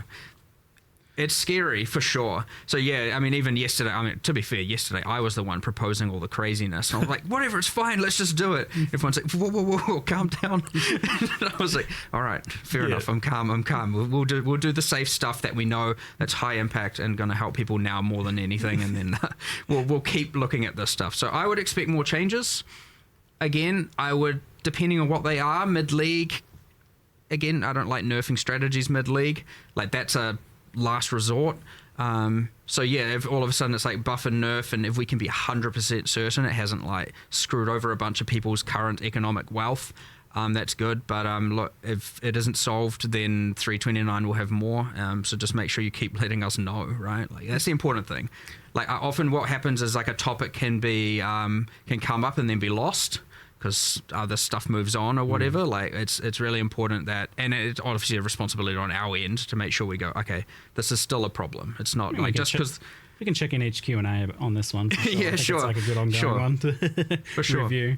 I think it'd be good if you can get, like, you know, for the Alk and Go players, like to a situation where they can get two chaos to rub together. But I think like an interesting situation is that you can kind of stack all of this juicing stuff into juicing the normal content of a map, the monsters, and you can't really like scale it, or the scaling has not really any impact on that. It's like something to do with, like, it might literally be that like double nothing is nothing situation where you're like, oh, well, through all these scarabs and Atlas stuff, I've juiced these monsters up 1800%, but they ultimately still aren't able to drop anything at that point. Now, how do you make it able to scale? It feels like actually like a really difficult design problem right now. How do you get it actually able to scale basic monsters to make them both challenging and rewarding? Because like Affliction's various issues aside, something that was cool about that was that you could scale rare monsters to be really freaking hard and really rewarding, and that was actually like a cool thing that maybe needs to be in the game somewhere, and maybe that we've lost. You see a lot of this thing with the difficulty scaling, where you get that exact argument where people are like, I want a way to be able to scale monsters, but then you also have the audience who are like, I want things to be rewarding without needing those scaling mechanisms. Gotta have a bit of both, I guess. You do need a bit of both. It's never going to be perfect. You're always in a kind of gray area, and that's where I talk about the ebbs and flows of just things coming and going, and ultimately it's what feels right to as many people as possible. Or there are many options for these things, right? Yeah, I wonder if we just need some like chunkier options that do just like... We do, you know, yeah, 100%. Base monsters just punch a bit harder, some like big nodes, big notables on that. Octavian was specifically pushing for this yesterday, and we're in agreement. It's just a matter of coming up with what that is. And the hardest, like, you know, Atlas passives and scarabs and that kind of thing to design are usually the ones that are the most broad. You know, like if you're designing for a particular league mechanic or something, you know what levers and knobs you have to turn. But if you're designing something for the monsters in the map, that's a little tougher. And that's not to say there aren't cool designs there. There definitely are, but it is one of those things where, like, we probably can come up with a bunch of cool stuff by 329, but probably don't have it in the next week. Like, this is like another league situation here, but I wonder if there's like this needs to be keywordfied, like some sort of like native monsters. Yeah, we do. Natural inhabitants is what we currently call them. Yes, we do have that as a concept. Yeah, it's not used super frequently, but there's a few places. But then you also then don't want it to be that then there is a league and the league just feels like absolute trash. You know, so again, a little bit of a fine balance, and because otherwise you're going to start the ebb or the flow on the other side, and now all of a sudden It's like, no, there's no point adding any leagues to my area. So, I mean, some of your well-designed leagues, I think, can work well with that. Like the Mirage, just as an example, for example. 100%, yes. If that was in now, Mirage would work really well. It'd be duplicating all those scaled-up, like naturally occurring monsters and adding more of them effectively as well. Like non-loot tiled, but still kind of like randomized monster stuff, which is pretty cool. Well, as you can see, though, also we've just done a lot of changes, especially to existing systems. Like we're not afraid of. I mean, items a bit more scary because you do need to test it. You don't want to mess that up, you know. But we're not. And Octavian's not too afraid. It seems to be able to suggest the crazy things that we. Bit of fresh blood, bit of vigor for change. That's good. Sure. I think we just said even to you this morning, it's like Octavian and I were just like talking absolute madness, I believe I phrased it as, in terms of doing all these crazy things and like, you know, just tipping things upside down and like seeing what works, seeing what doesn't. And so we'll just keep doing it. But I mean, you guys can cut loose. You're in charge of the game now. Now is the time. I really love these conversations in this point because now is the time when like we don't plan stuff so far in advance. Hopefully people know that by now. We stay dynamic, we stay agile with that stuff, and right now is when we're discussing what are we doing for 329, what are our major headliners, what are our minor headliners. And I usually say that start like the week before this one releases. It's like usually it's like, okay, what's the next league look like? And so right now is the thing where we're putting our effectively our list, what are our tier 1 problems, our tier 2 problems, what are the things we want to achieve, not. And so, you know, the hardest part is I've already got some stuff that I really want to do in 329 that I'm really excited about, and I can't talk to you about it. Yes, I know. You guys told me something before the Q&A. I'm like, you can't tell me this right before the Q&A, and I'm not allowed to talk about it. I have to, like, come on. I really want to bring that up. Yeah, but now you have 4 months of prep for the next Q&A. Oh, yeah, I'm ready. But my questions are ready for that topic. We'll have to wait a while on that one, though. Something that, on this ground loot topic that I'm kind of have been sad to see fade away to an extent.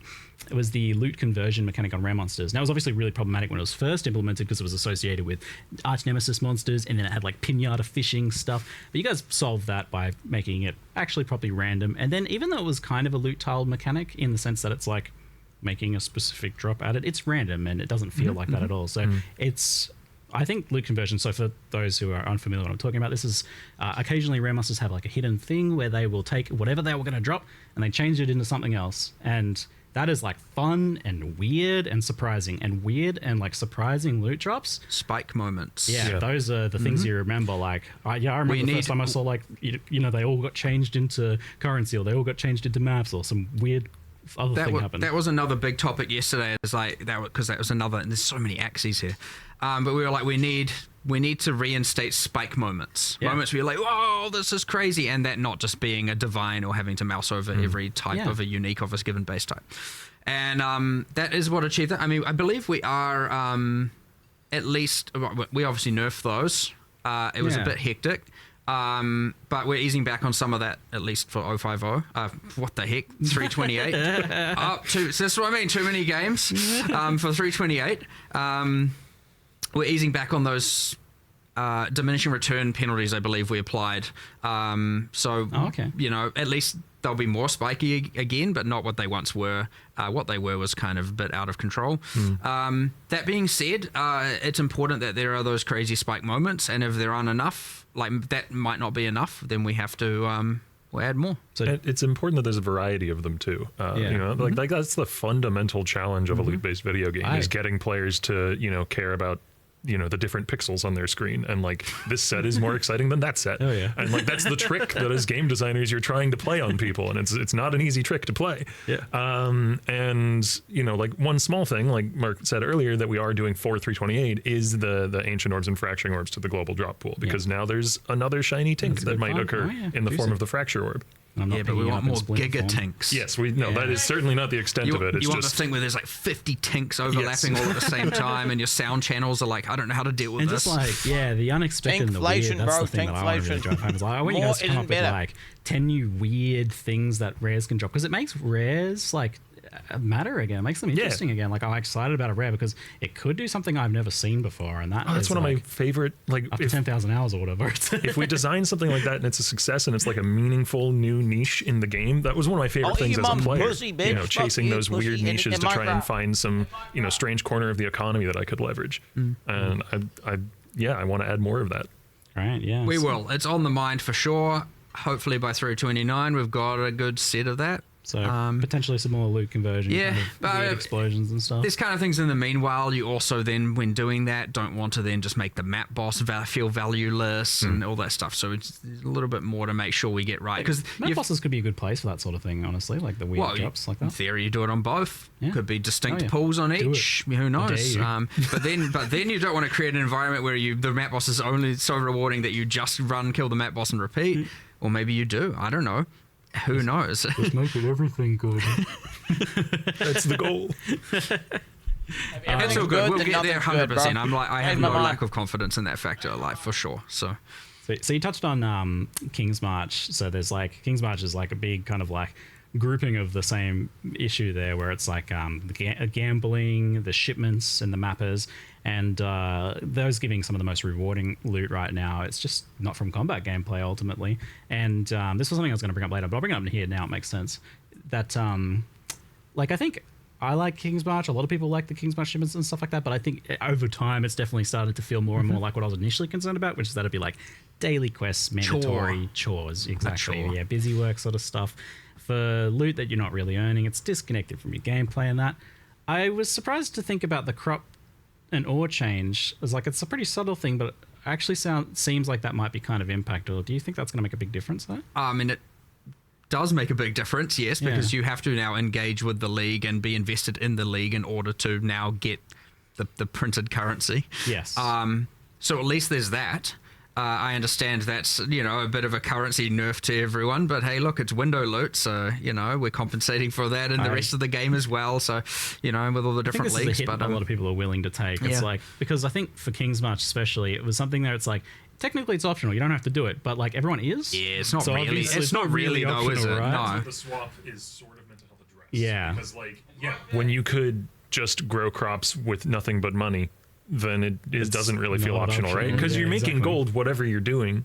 So you have gold to give to King's March, and they can just turn that into money for you. Yeah. That was a quote that I picked up from somewhere that I found particularly entertaining. Where it's someone's like, "Oh, my King's March mappers are getting better currency per map than I do, so I give them all my maps and I farm gold for them." I'm like, "Oh, that's just tragic, isn't it?" It's not really where you want to be. So now what you need to figure out is, does the doubling of currency double the King's March mappers amount of currency? Well, it doesn't currently. No, it doesn't. Well, there you go. That's probably part of the solution there, just kind of accidentally. But King's March has a pretty extreme love-hate relationship going on with everyone. I like it, honestly. I enjoy logging in and getting my shipments, but I do see the dark patterns there. For sure. Yeah, for sure. The issue there. Hopefully these changes help. There's obviously more we can do in due time, but you also don't want to take away the thing that a lot of people do like. And that's where maybe making it more of an optional thing instead of the actual fake optional that it is right now. Make it so you have to spec into the it. trajectory it needs to go. That way, if you love it, do it. If you don't, and you don't have to feel so penalized or bad about not having it. That's probably the direction to really go ultimately. How that will present itself, TBD, but we'll just have to see how the ore and crop change is actually quite a big deal, and we'll just have to see how that goes. Yeah, it seems like it'll have a surprisingly big impact for just a pretty simple thing. It's like, we should have done this in the first place. It's like, it's funny. It was just a bit backwards, I suppose. And I'm interested to see how much change the port stuff you've done is, because you've moved around where rewards come from ports, made them more specific, because it was pretty autopilot before. I just used the same port again and again. You just dumped all your crops in one port. There wasn't really much to think about there, but now it seems like you're actually going to maybe be a little bit of strategy there about where you're sending what. Yeah, we'll see how it plays out. I'm sure players will develop something of a meta. I think one thing that we didn't note as well is that, in the live stream footage, is that the what is it called? The quota? The port wants a certain resources. That has much more of an impact than it once did on the shipment that you'll return, and you can also re-roll that. Yeah. It's hard to see the impact of that sort of thing, so hopefully it's something that's pretty noticeable, I guess. Mm-hmm. That is a system that was intended to promote that you vary up the different ports you send to. Yeah. So hopefully even if we've shuffled stuff around, you're still going to have a non-random meta generally, right? There'll be a certain port that gives you what you want, and there's choice within that, and that's great. But you need a kind of more random, and that's what that system was trying to do. It just wasn't doing it very well. So make it more impactful and keep doing so if we need to. Vaguely similar to this idea of like getting the best loot from non-gameplay was the major boss drops coming more from reliquary keys than the actual boss, and those dropping globally as well. Is that something you're thinking about at all? I feel like a lot of people feel like it circumvents like the point of the boss, and it does. That a lot. It does for sure. We're not doing anything about that right now that I'm aware of. But not in 328, but I actually personally also share this gripe. So it is a thing that will be brought up with Andrew and the other designers working on PoE1. So yeah, it's. I also agree. I would like it if every Starforge in the world came from killing Shaper. But we'll see whether we get to that reality or not. Like that's something that other people have strong opinions on as well. I'm not going to unilaterally say like, yes, we're doing this. Yeah. So is there a reason why like the boss doesn't just drop the keys that give those things or something? Like I guess they would need a bunch of different keys or something. Might be the issue there. You need like a reliquary key of Shaper or something. Yeah, that would necessitate a lot of base items, but that might be fine. We do have a lot of little things like that, don't we? Didn't we do that at some point? I swear. I feel like I thought we had. Don't we have the ringing bells or something? Bosses like, drop their own keys for their own uniques? Wasn't that the point of that? Just I guess it didn't. I could just be tripping. Well, Valdo maps do work differently to the reliquary keys in that regard.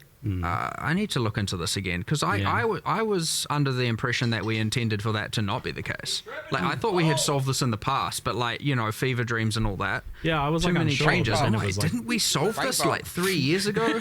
I'm just like I swear. I was surprised when that question was sent to me because like I thought you guys the perils of continual development. I'm gonna go look at that after this because I am convinced that I'm like having mega deja vu here. I swear.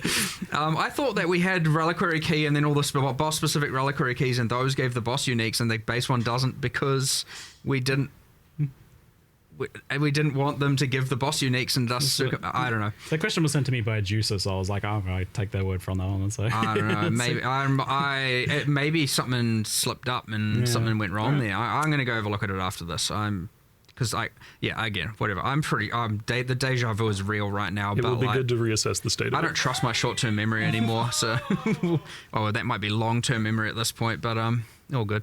The final-ish aspect of ground loot that I want to touch on for today is rare gear drops that ultimately they're just not shown on filters because they're either very rarely good or they just aren't even able to be good. Like it's not even physically possible for them to be competitive in many cases outside of some things like energy shield gear or suppression gear or whatever. There are some cases where it's like, can never compete with like influenced modifiers or other random where you can jam things together, create the sort of stuff players can make via crafting and other systems.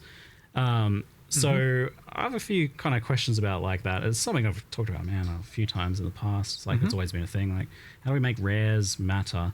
I'm curious first, why isn't the tier system being used in Path of Exile 1 for rare drops? Kind of is. The memory strands are a technically more granular version of that. Okay. Which I mean, look, we've considered this, we've discussed this for sure, and this is part of the whole drop less but better. It's just it comes with these so many different consequences that we have to then work our way through. And, the memory strands was our kind of way of trying to achieve that.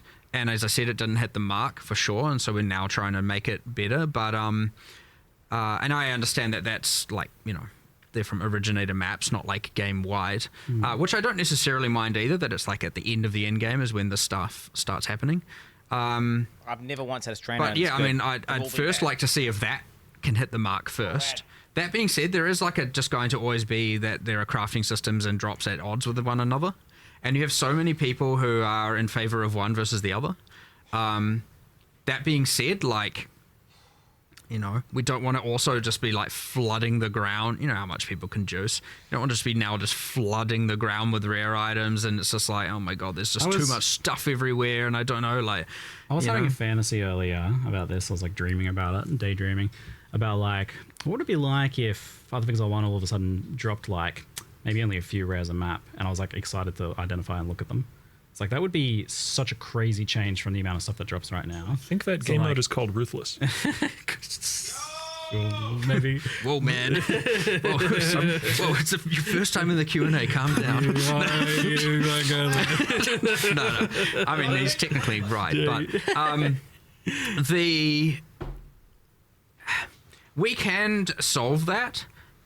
But the discrepancy between average map and pinnacle, right? We obviously then have to assess, like, how can you get, if you can get 1,000 times more value out of your map, how do you then not go from 3 to 3,000 items? And we would need to address that because like quantity is just quantity right now. So there's a lot of like thinking about how that system can translate into that. Because like, I mean, at that point, the entire map would have to like kind of understand its value of items already dropped and then kind of stop. You know, there's something kind of a bit like weird and complicated about it that I don't quite know how to achieve. Tricky thing to nail down, but I wonder if there is a world in which such a thing is possible. Like, just for rares to kind of be like, I guess rare ultimately, but not to be not to be ruthless in the sense of it being like an item scarcity situation, but just that like, oh man, if we're dropping 500 rares and we're not looking at them through the filter, then if those were rolled into 5 rares and they were 50 times better. One of the things, and again, this is something that was discussed and not going into 328 because it has a lot of ramifications that we would need to interrogate for 329.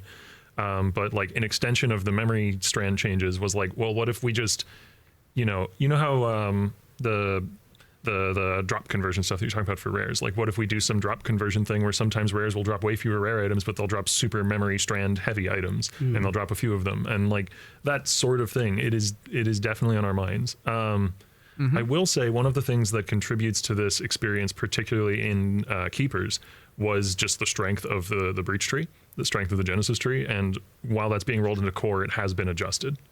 Yeah. I mean, while those windows they're generally going to be showing you just like effectively every rare item that's presented there is many thousands of rare items that are on the ground. Yeah. And how is that ever going to compete as well? So then even to make the ground items like that, I guess, would be how you compete, and that's what I'm curious to see what that would look like. There's like so many problems to solve here, and we'll just keep working through them. It's just, again, I cannot stress how complicated the item model and everything is, and messing up the economy in any drastic way. Be it stuff that we do on accident, sometimes we do try to avoid it as much as possible. And a lot of these things are really hard to come back from if you mess it up. If we just make like, if everyone's just getting like 95th percentile items off the ground and like the first tier 1 map they run, you're like the entire like itemization of the in-game system's just down the drain. So like if we... that's an extreme. That would assume we mess up bad. Yeah. But that's what knee-jerk reactions result in, right? I believe in you. You guys have some experience now with the idea of like converting rarity into tiering up an item, like making it better. It's like, as the rare kind of feeds into it. And that aligns nicely with the idea of this being something that grows over time with juicing. I 100% want as you to move do up tiers and juice it, and your map's got like jumped from, your average 100 rarity to 500 rarity or something, those items start to become a fair bit better rather than just being, because the way it is now effectively is just more white items being converted into rares, right? And you get the cool thing with them bosses because they have generally more inherent rarity, drop better gear, and rares drop better gear, and it's not always better, but like I can fix it. The average is going to be significantly better, and I love that. I actually really like that, and I'd like to do it. So that's good to hear. We'll just keep trying to get there. I have the solution. So on the issue of like normal rares not really even being able to compete with like crafted influence recombinated stuff, like Path of Exile 1 it's just got too much cool stuff now. It's not like you want to remove that. So the question is then like, how do you make rares compete with that stuff? Obviously like just having really well rolled stuff can work, and maybe only for specific kind of item categories like energy shield gear and things like that. But I am a big fan personally of things like temple modifiers and stuff like that are a little bit weirder. Now that generally belongs in specific content, but I wonder if there's stuff like that you can do. Obviously we're talking about the memory strand kind of making the base matter, and I quite like overqualityed items for that point as well. Is this something you're thinking along these lines of like other things you can do that maybe fit more in general content? Maybe just seeing the idea so of bad. else. I have the solution right now. There is probably stuff. It's kind of hard to think of exact things. On the spot. It kind of goes back to your previous comment about, trying to make more, like, more meaningful tinks, I guess. Yeah. Finding more axes to make gear matter in a way that's different from a different piece of gear mattering is, like, one of the most fundamentally difficult things in designing an item-based game, but it is also one of the most important. The other thing is to not have dropped items be unrecognizable as well, though. You can't get too crazy with them. Yeah. You want them to still feel relatively fundamental, and then you craft all the crazy. Yeah. Which are at odds again with one another, right? Those two things, because crazy often can mean power. But yeah, like you don't want to just have every item, you just have to hover and what are the 8 different things that could be considered. And I understand that the item filter can do a lot of that work, but then there are those not using the item filters and not using different types of item filters, and now there's just this insane complicated web that they might have to deal with. So you still want the ground loot to ultimately feel fundamental, recognizable, and something not overly complicated, and then the skill ceiling is what enables the complication of like the knowledge, what leagues am I doing, how am I interacting with all that. So it's that real difficult spot where you want to find really interesting stuff, but stuff that's also fundamental and feels core and isn't overly complicated, and that's why it's hard. It's really easy to come up with all kinds of crazy stuff. Awesome. It's coming up with the simple, more grounded things that are just real tricky, for sure. And, it's probably why we're here in the first place talking about ground loot, because like that is the more subtle, the trickier thing to get right, whereas like to do crazy stuff through all the various league mechanics right now. That's what you can let loose, so those have become better and better over time. I got the fix right now. Yeah. Well, I'm starting to see now, why aren't we talking about the new stuff? Like, perfect, I've done my job excellently. I have exhausted the ground loot topic to the point now where chat is starting to want me to change topics. Yeah, you always start with the... I hit the line that I was pushing for. Oh my God. Excellent. You always start with the... You want to start with the thing that people are of course, feeling 100%. like, yeah. I can't relax and listen to this other stuff until I'm reassured a bit. But yes, would love to talk about it. Very excited. Absolutely. Yeah, excellent. Mirage, the new league that has been showcased and announced here, is a bit of a spicy and interesting one, iterating upon a lot of different concepts and ideas here.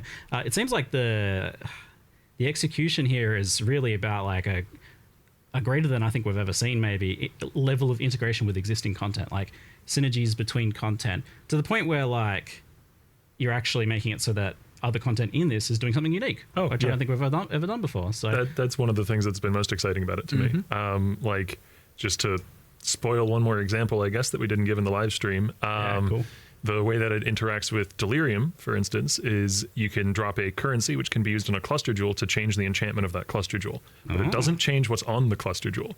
So you can theoretically roll like a shield or a block cluster jewel. Cool. You can roll a block cluster jewel into X notable that you want. You could then even fracture it and then use the new currency to change it over to being, I don't know, a brand cluster jewel or something, assuming those are both in the same size cluster jewel. And then you can roll a brand notable along with your block notable or whatever. Wait, did I miss what you said? Like, can you do this just once, or is it? You can keep reusing the currency. So you can like add a modifier and then change it to a new one, add a modifier. I want to modify from these two types and then to end with this type. If you're the luckiest man on earth, Crazy. But how cool is that? That is wild. I love that. I'm excited about that. And like it's coming up with some cool ideas lately. It's basically like, me and Leighton, one of the other designers, got to just design a whole bunch of, and wouldn't it be cool if we could go back in time and add this one other thing to this mechanic? Designing crazy is easy. No, it's not. No, that's underselling it. But I don't know. That's exciting for sure. Yeah, that's wicked. So like, was this the initial goal on the outside, or is just something happened kind of on accident? This idea of making Mirage really like interact with and amplify the existing content in the game. The very, very initial goal was I like how some of my favorite designs for League mechanics are like Delirium and Affliction and stuff like that, even Sentinel to a degree, where it's like it augments content. And I was like, well, what if we could do that, except it augments the area and not the League, not like just the monsters. And then out of that grew is like... Yeah, and then later we, because that is a good base, but you need, a good League mechanic needs a bunch of extra, like, bells and whistles, I suppose. Yeah, it's always just been kind of like, it accidentally kind of juices this other mechanic or for whatever reason, so... That is, that's a whole new level there. It was interesting, so I played through, like, the campaign with this, league, and it almost felt like some sort of like best of Path of Exile league. It's got this like legacy league kind of feel where you're like, there's just strong boxes and shrines and legions and stuff everywhere. It's like, I feel like I'm playing a juiced endgame version of the campaign more so than the epic thing of before. It was a thing where like, this is a thing I would say that is like almost a bit undersold almost, where it's like the impact this league has on the, like normally you'd think, okay, so there's like an extra little bit of mud flats with some monsters like as a second replicated area. It's like, well, I don't really care about that. But then you're like, yeah, but what if when the Mirage is spawned, we also then ensure there's other bonus content that's currently in-game only generally, or like Mayhem League, you know, kind of stuff. Not that we do that much of that anymore. Yeah. And then all of a sudden, now you've got all this content appearing in the campaign, and it's like there's just so much stuff going on. And I actually think it's, I mean, I understand. Like, if you want to just get to endgame, go to endgame. It's still your choice. You don't have to. But for those actually wanting to engage with the league and the campaign, it's probably one of the most like interactive ones, and it probably adds the most amount of content out of any maybe that we've done before. In addition to that, there's also a bunch of handcrafted campaign-specific wishes that you know they fall away at the end game because they're not really powerful enough to be competitive with the end game juicing wishes and that sort of thing. But they'll give you a binding orb or two on completing like the very like Act 1 or Act 2. There's very early ones that can give you that. There's ones that give you like a whole bunch of chromatic orbs. There's ones that give you a unique weapon or something like that. Things that are really useful in the campaign. Even later in the campaign, there's one that'll give you a 5 link, and then those will fall away as you get to the end game. So where they're not nearly as relevant. Yeah, it's normally I like always interact with the league mechanic, even if I'm getting over leveled. This is one where I think like it's to the point. It's just to the point where you like do the really cool looking ones, and this is my advice: do the really cool looking mirages that have like a bunch of extra mechanics with it, and leave the other ones. Just like you'll be able to take it or leave it here, even if you're a player who normally does them all or check the mechanics, check the wish, do it or move on. Yeah. Also, like the wishes sometimes are unique, and a detail that I wanted to make sure was known is so the Mirage in the I call it the overworld and the recreate. Those are the internal terms we've been using. Okay. But the Mirage around the object in the initial area, not the one that you've recreated, does have a lot of extra monsters from the Alpha Rood, as Mark was saying in the live stream.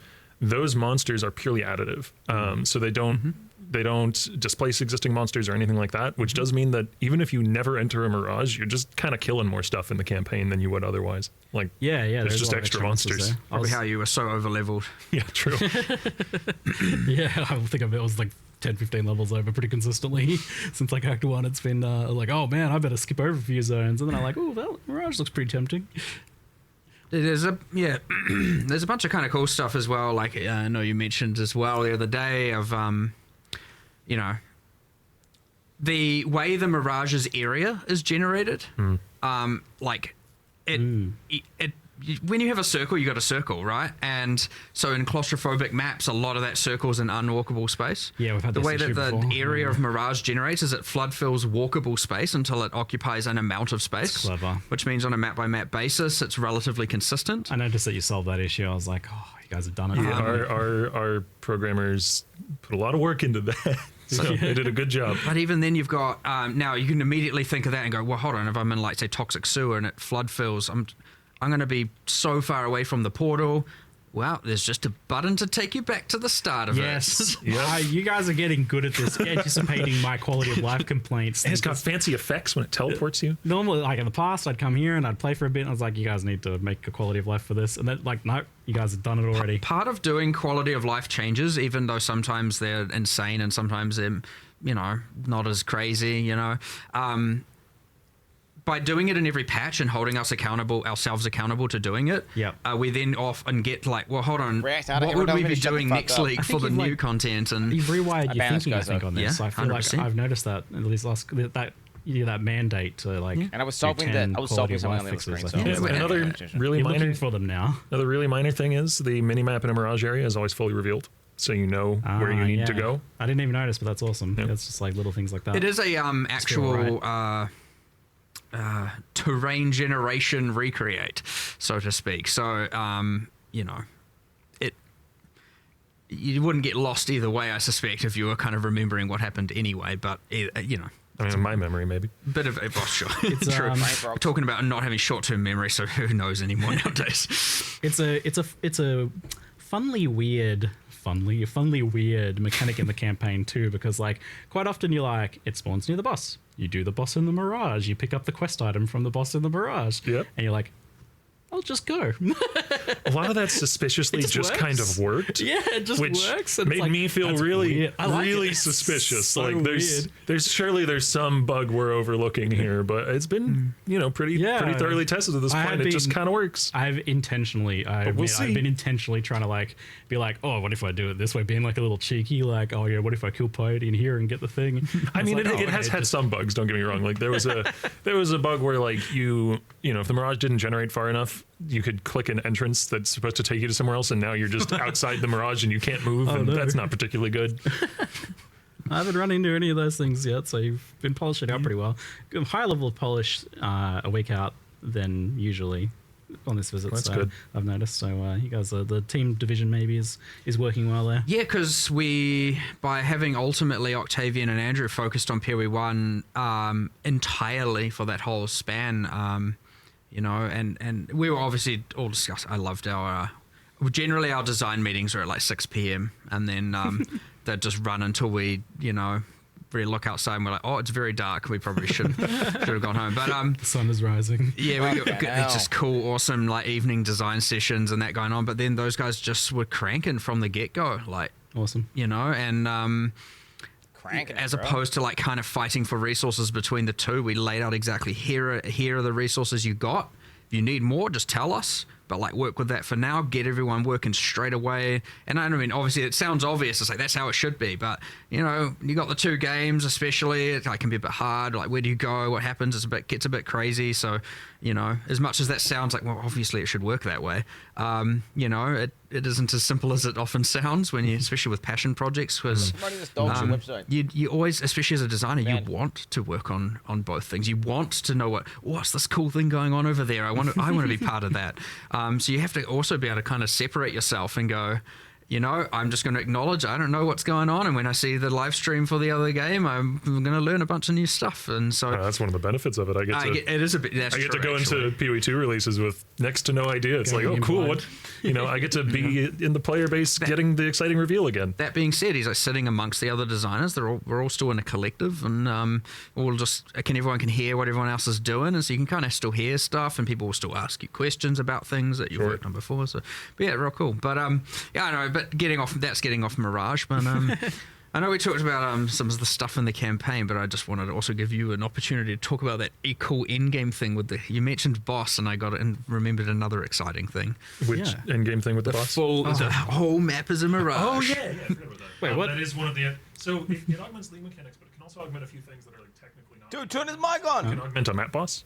And it will cause it to have some, how like when you free an essence monster, there's effects going on, like maybe there's fireballs flying out. So it'll cause it to have effects similar to that. So it's a little more challenging. But the upside is when they drop a map, there's a chance that map is fully miraged. Like it's got a mirage in the map that is covering the entire thing. So you get 2 maps for your map instead of 1.3 map for your map, or however much. The reveals keep coming. I don't know about that. There you go. Wild. I was going to ask like, because you've got this whole like, oh, it's juicing the other mechanics and it's doubling the other mechanics and it's adding extra monsters to your map. It's like, how do you like make sure that the actual league mechanic still feels rewarding there? Like, you guys are going a little nuts there. So you've got Mirage maps. There was adding supports to skills. Oh, yes. Okay, so which I almost forgot about. The Jin coins. Just kind of slip that in there as well. Imbued gems. Mm-hmm. Yeah, it's interesting. Don't know what to make of that one yet. It's pretty wild. at odds with corruption. Just to explain how some of this works. So it corrupts the item is at odds with either +1 level or quality, as gems do. Because adding even a level 1 support and getting the right support is a pretty good amount of power creep. 15-20% damage. And so it being at odds with corruption allowed it to be that strong. If you could do both, it's a bit excessive. Power a little bit. Yeah. And it isn't fully random. It will look. It takes into account the supports which can support that skill, and it can only roll in those, and also can only roll in the color of the coin. So if you're using a red coin, you get a red support that works for that skill. Yes, you're not going to get like faster casting on a double strike or something. Brutality is a valid support for Wild Strike. So you could get that, which isn't particularly so don't good. use the red one on there, probably. Well, you know, I mean, LE damage to the tax is also red and can go on Wild Strike. So, or sorry, is LE damage to the tax the modern name of Ed West? Yeah. Yes. But regardless, like there are, you know, undesirable outcomes, but all of them are technically functional. Okay, all right. And then there's these uniques that you can like clean up as well. You do one of those restoration YouTube channels, like I found this sword and it's like just a big pile of rust. Let's restore it. It's like a demon version of Holy Scrub it down with the Jinn coin, get all the rust off. No, it's more magical than that. Yeah, excellent. And I don't know if this was really shown, but there's a lot of like, is this just the campaign or is it endgame as well? There's like a lot. There's these like silver Jinn caches and gold Jinn caches and. That's at all points. So when you're in a Mirage, there's like there's packs of enemies that are specific to the overworld encounter and packs that are specific to the Mirage encounter. They're actually different monster varieties. And when you're in the Mirage, when the Mirage enemies spawn, they will rarely spawn with a cache, and that cache is just a chest that has, you know, pretty good loot generally. You know, like rare items, maybe currency, maybe div cards, all various things. Sounds wicked juiced. Awesome. Yeah. I mean, yeah, putting some. There's so much. I love the amount of like level of detail gone in, and as you were mentioning, it's a league that is multiplying other leagues, you know, and obviously it has its own thing, and even kind of a cool storyline, and it's grounded, and it's got, you know, obviously a boss, which is awesome as well. But it's got the thing where, how cool is that? Suresh is very cool. Oh, man. How cool is that? Yeah, let's just start the fight. Let me just rip off my head real quick. I want to see, is Octavian the boss Sonic God? And is this boss going to be sick? Who came up with I don't want to spoil much of the fight, but a tiny minor spoiler is when you kill him, his head lands and sticks in the ground, and then you can talk to it. And he gives like lore. Obviously. Yeah, it goes without saying.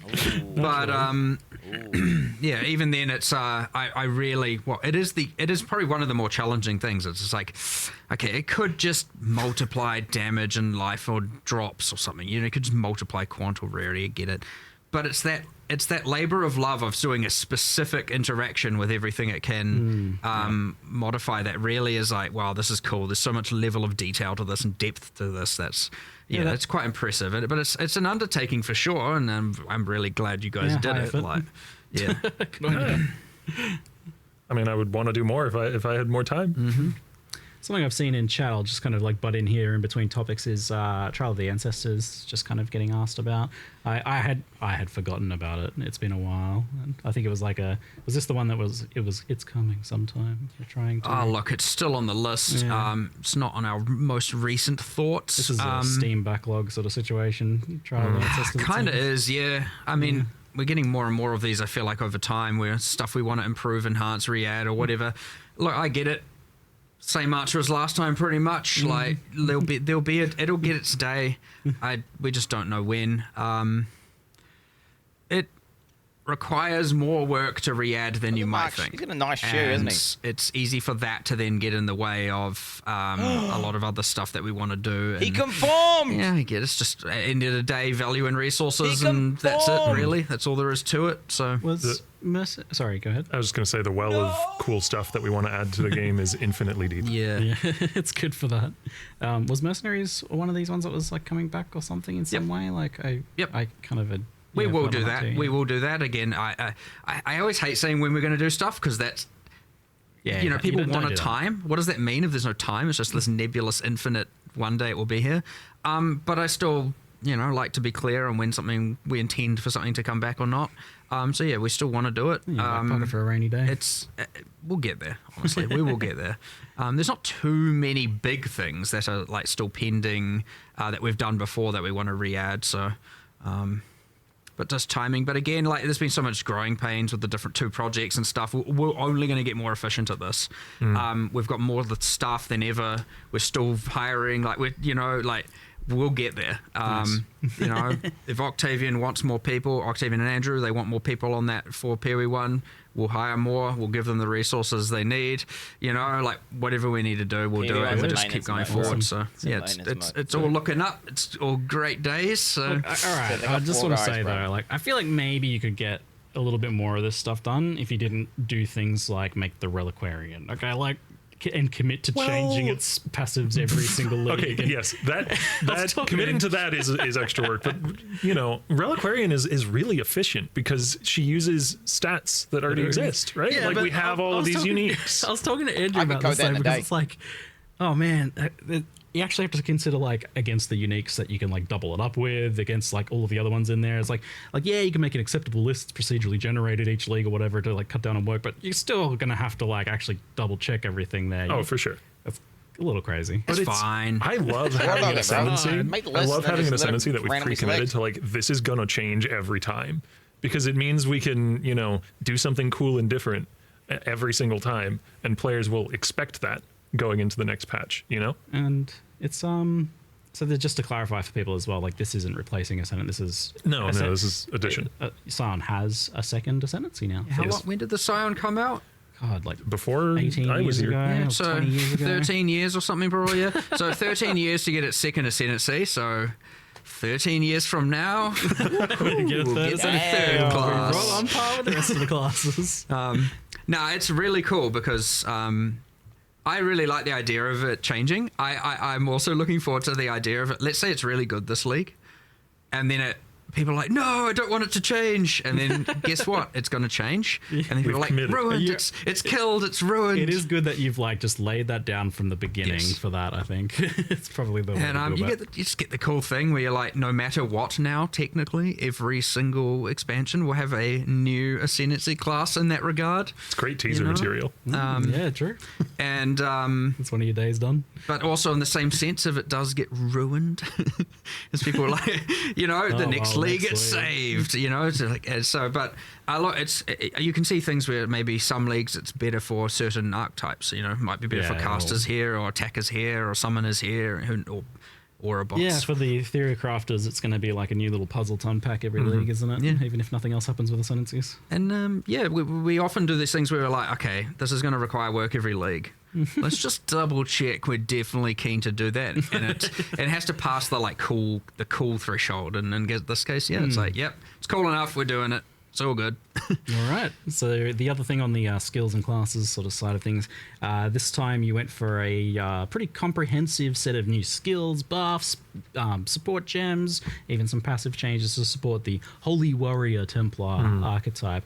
So I guess the downside with approaches like this of doing like a specific archetype flavored set of changes is that, you know, maybe some people ultimately won't be interested in it, but it seems like I think that's probably a worthy trade-off for the fact that you get a much more interesting experience there. Like, I'm not just like, oh yeah, one skill saw a little bit of a buff or something. It's not really that interesting to change your builds. You can be a lot more, the upside is you can be a lot more like holistic and take a broader view. It's like, okay, we're not just adding this new skill that happens to fit this archetype. We're adding, a handful of new skills, a handful of new supports. There's a couple of uniques that have been changed to help support this. The Guardian Ascendancy has a new pointer to help support this kind of play style. And that just immediately makes it much easier for a player who might have been interested, but also wants to play a powerful build and wants to have a well-supported build to commit to playing the new thing on League Start. As opposed to if you just add a skill without any of the supporting foundation, then it's much harder. Like, it's much easier for that skill to sink rather than swim. Yeah, that's it. It's not a lot of things contributing there. Is there something you'd like to kind of keep doing, do you think, then? That kind of like, you've done it a couple times in the past, but it's not ever been a super consistent trend, doing this like archetype flavor. It's certainly easier and has its merits, but I'd say we're probably just going to remain inconsistent in that regard. Probably. You'll be consistent in nothing else but being inconsistent. It's good. For 329, and a thing that's come up and probably what we'll be doing is, instead of so much a whole new archetype, it's like, let's go back and look at existing skills and how we can, instead of just numerically necessarily change them, actually rework them. Especially things like, early game as well. At some point, rolling magma becomes a little bit boring. or has its woes. Yeah, we know the deal. I understand. You know, so being able to go back and look at, there's actually been quite a high demand for people going like, can you just change up the early game, like what we're playing with, please, no more rolling magma, kind of has been a lot of, you know, and I'm sure there's some people that love it, and I'm not to say we're going to like eradicate it, but ideally for the next one, we'd focus less on the whole new archetype and maybe more on, reworking some of the other skills, you know, but that was something on our current, you know, list of things. So we'll see how that goes. But, and that, you know, reworking a skill can often effectively mean it's a new skill. Like on a personal level as well, one of my favorite stuff to work on is skill and support related design. Like, so there will definitely be more and more attention to that. Even if it's just from me wanting to do it, you know, in an extra few hours after my normal workday or whatever. I also have like a personal goal that every, you know, reasonable active skill eventually gets its own transfigured version, hopefully two. That's the new transfigured this league are a step in that direction. I think they're all on ones that didn't have any transfigured variants before. Maybe there's like one that is on a skill that already had one. Yeah, I was going to ask about that. Like, you feel like transfigureds are kind of like hitting the mark? They're like a thing that's worth kind of keeping updated. Yeah, you're adding more. And is it likely that like new skills come out with transfigureds right away, or is that something you add in the future? When there's a transfigured variant that is interesting enough and also wouldn't detract from the development time of the base skill.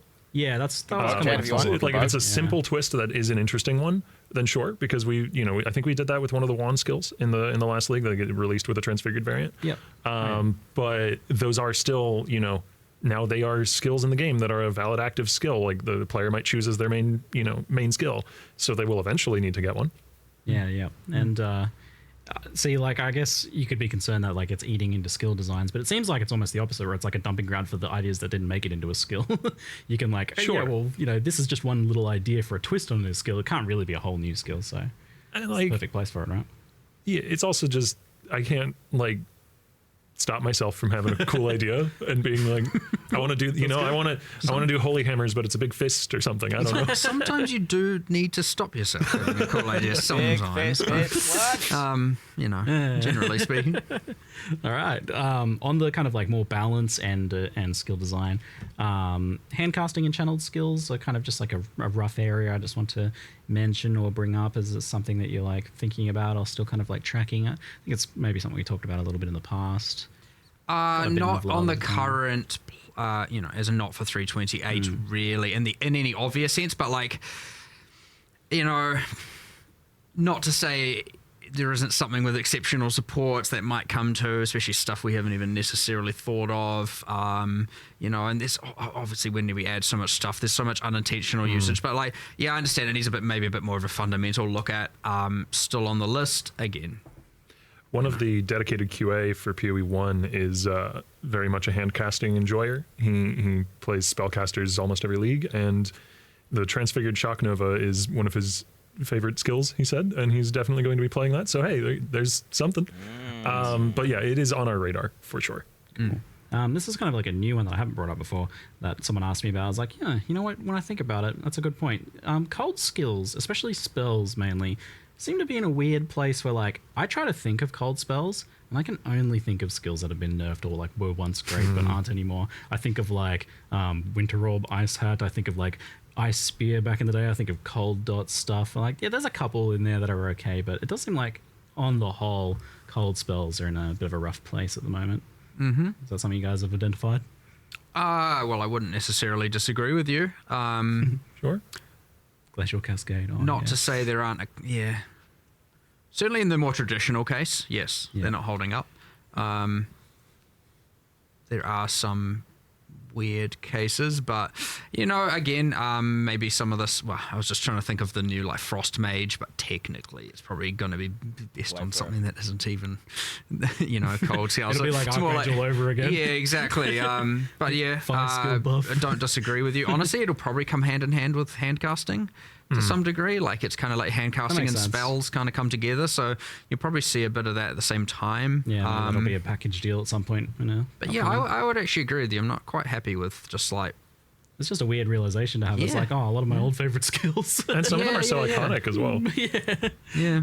I miss some of those ones. It'd be cool to see a little bit of a resurgence in some of them maybe in the future. Because Templar has been an absolute blast. Like I've been loving running through with Static Strike and the new like extra weapons that attack with you stuff. Yeah, true. It is worth noting, alongside the new holy skills, pre-existing holy themed skills have generally been buffed, or you know, maybe Static just Strike, Dominating Blow felt awesome. Yeah, I'm like real excited to see how I can use some of these more party adjacent ones to benefit my friends with some Guardian changes. How can he enjoy playing unless the Reliquarians are all good at being a support character? I don't know. I might have to see which one.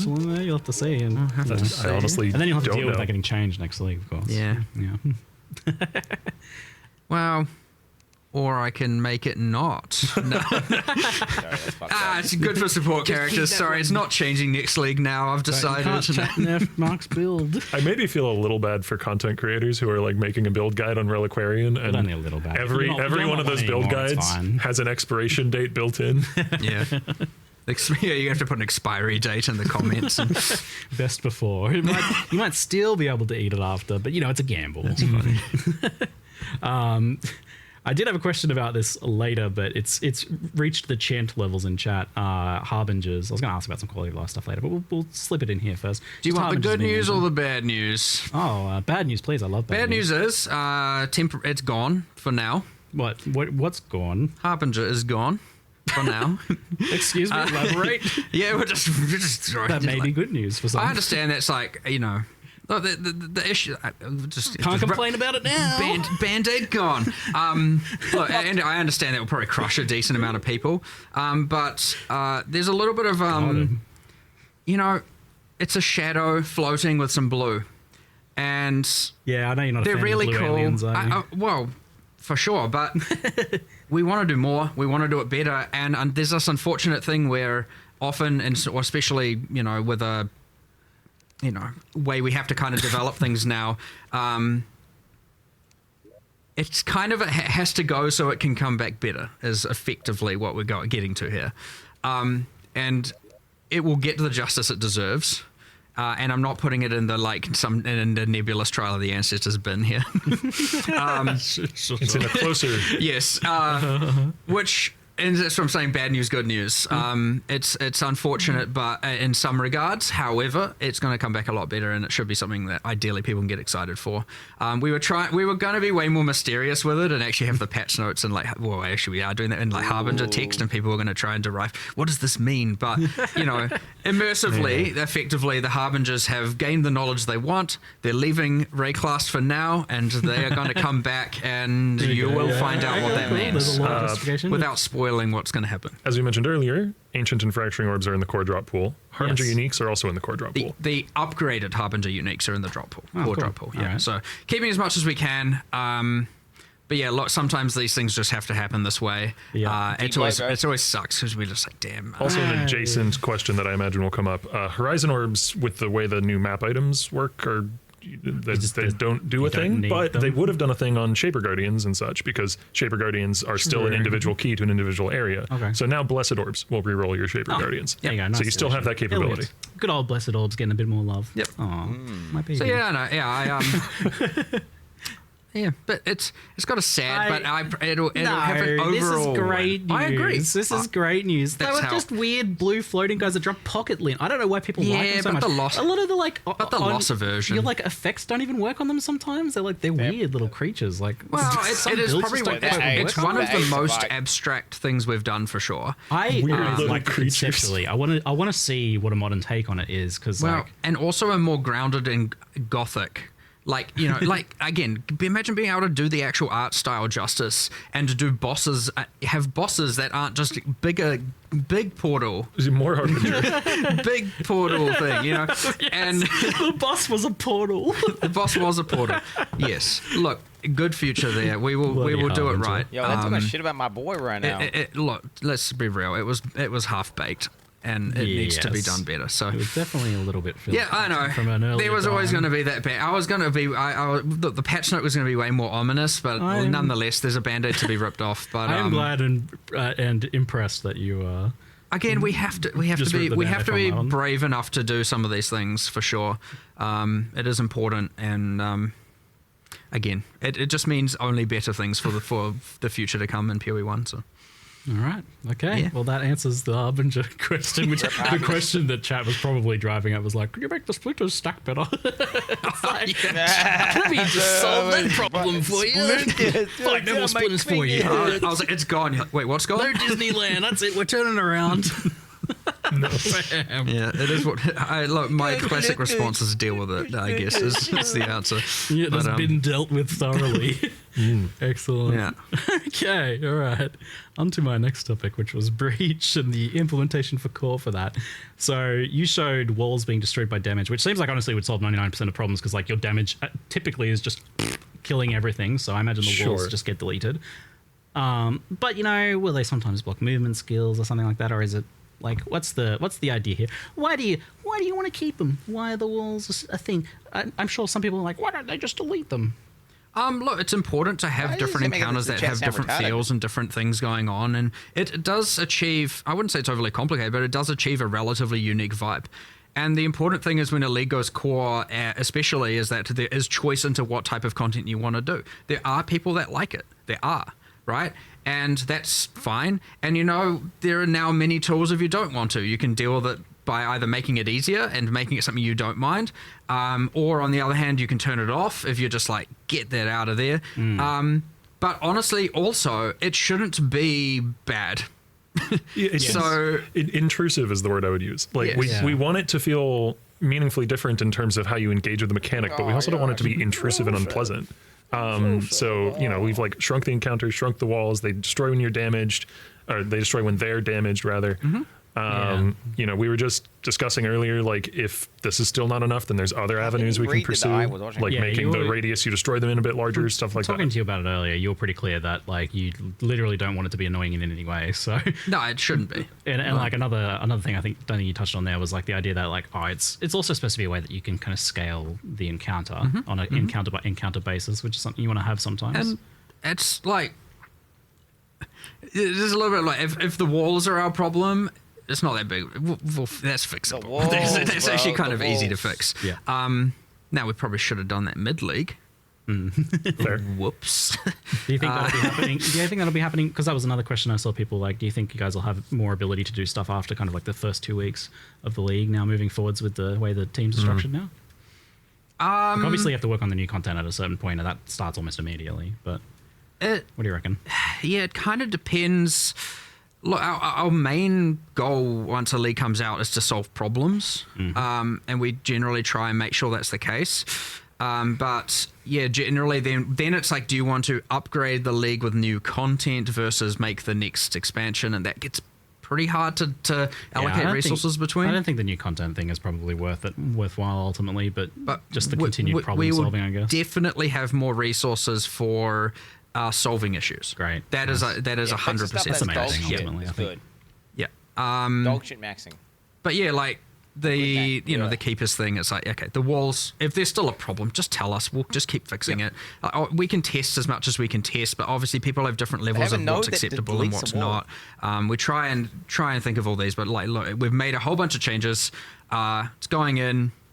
Tell us how you feel afterwards, and we'll just address it if it's still a problem. Like that's the actual straightforward solution. Hopefully it's not. You know, we're gonna. I mean, even today we're like, let's bump up the burn radius a bit as well, just to make it a bit less of a problem. You know, they're now damageable. They're now smaller. Hives are now smaller. The walls are smaller as well. And again, you can turn them off. You can just run unstable breaches, of which now it's an Atlas tree. You can have many of them, and you can have multiple active at once, like Breach had before. That's an old breach thing. You'd have like a bunch of flash breaches overlapping. That wasn't available in Keepers. That is a thing again now. That's possible. Yep. Oh, great. That's good news. Yep. You can just run around. It's good fun. Opening circles. So obviously there's a way of like kind of being like, oh yeah, I want to see just the circles or more of the circles or something like that. Is there a bunch of them? The whole goal was to keep that. right? We Right, yeah. You know, it would have been easy to just only have the wall encounters. No one, Yeah. I don't know if people would have been very happy about that, but like the point was, like, people loved Breach for what Breach was. We wanted to retain that as the map to map. So yeah, you can have multiple unstable breaches. You can just run into multiple of them at once and just start killing all the hordes of monsters. You know, that's just what it is. It's just that, like, you know, we then get to have this new epic storyline set up, do more with it in the future. You know, what's Chiyola going to do? Where's Zoff and Ulnatol? Where are they right now? You were saying something about expanding on the Breach story and Breach Swords, but it's not like you're going to do Breach 3 next league. So, like, how does that even the happen? Harbingers taken them? Like, what's going on? Oh, you reckon it's a blend in with another league or something, maybe? Huh? No, I'm talking. This is my. I'm talking madness. Okay. But, you know, the point being, like, there's cool things to set up here, epic new bosses, be it pinnacles or otherwise, to come in the future. And, you know, like, I understand people have a bit of attachment to a lot of this older content, but, like, the old domains. These are literal old player characters wearing microtransactions that are bosses. And that's your current standards. That's not what we do. Just like Harbinger, they got. Get out of here. You need bosses that rip off their own head when the fight starts, not not recolored floaty guys. Not like, here's some armor set. You're not red enough. Let's dunk you in red paint. All right, now you're a breach lord. You know. And every new unique we make going forward could have a Foulborn variant. Oh, yeah. Or be on the Reliquarian. Yeah, sure. That too. Oh man, or be the Rusty and go on a Foulborn Restoration uniques. YouTube channel. Excellent. Foulborn uniques were pretty cool. Yeah, Foulborn uniques were, I think, a big win from that. I was going to ask about that in relation to the tree. So Foulborn uniques, something to keep expanding on then. Yep, the new uniques. Some of the new uniques in Mirage have Foulborn variants. No kidding. That's awesome. Yep. Great. Well, that's happening right away then. Fantastic.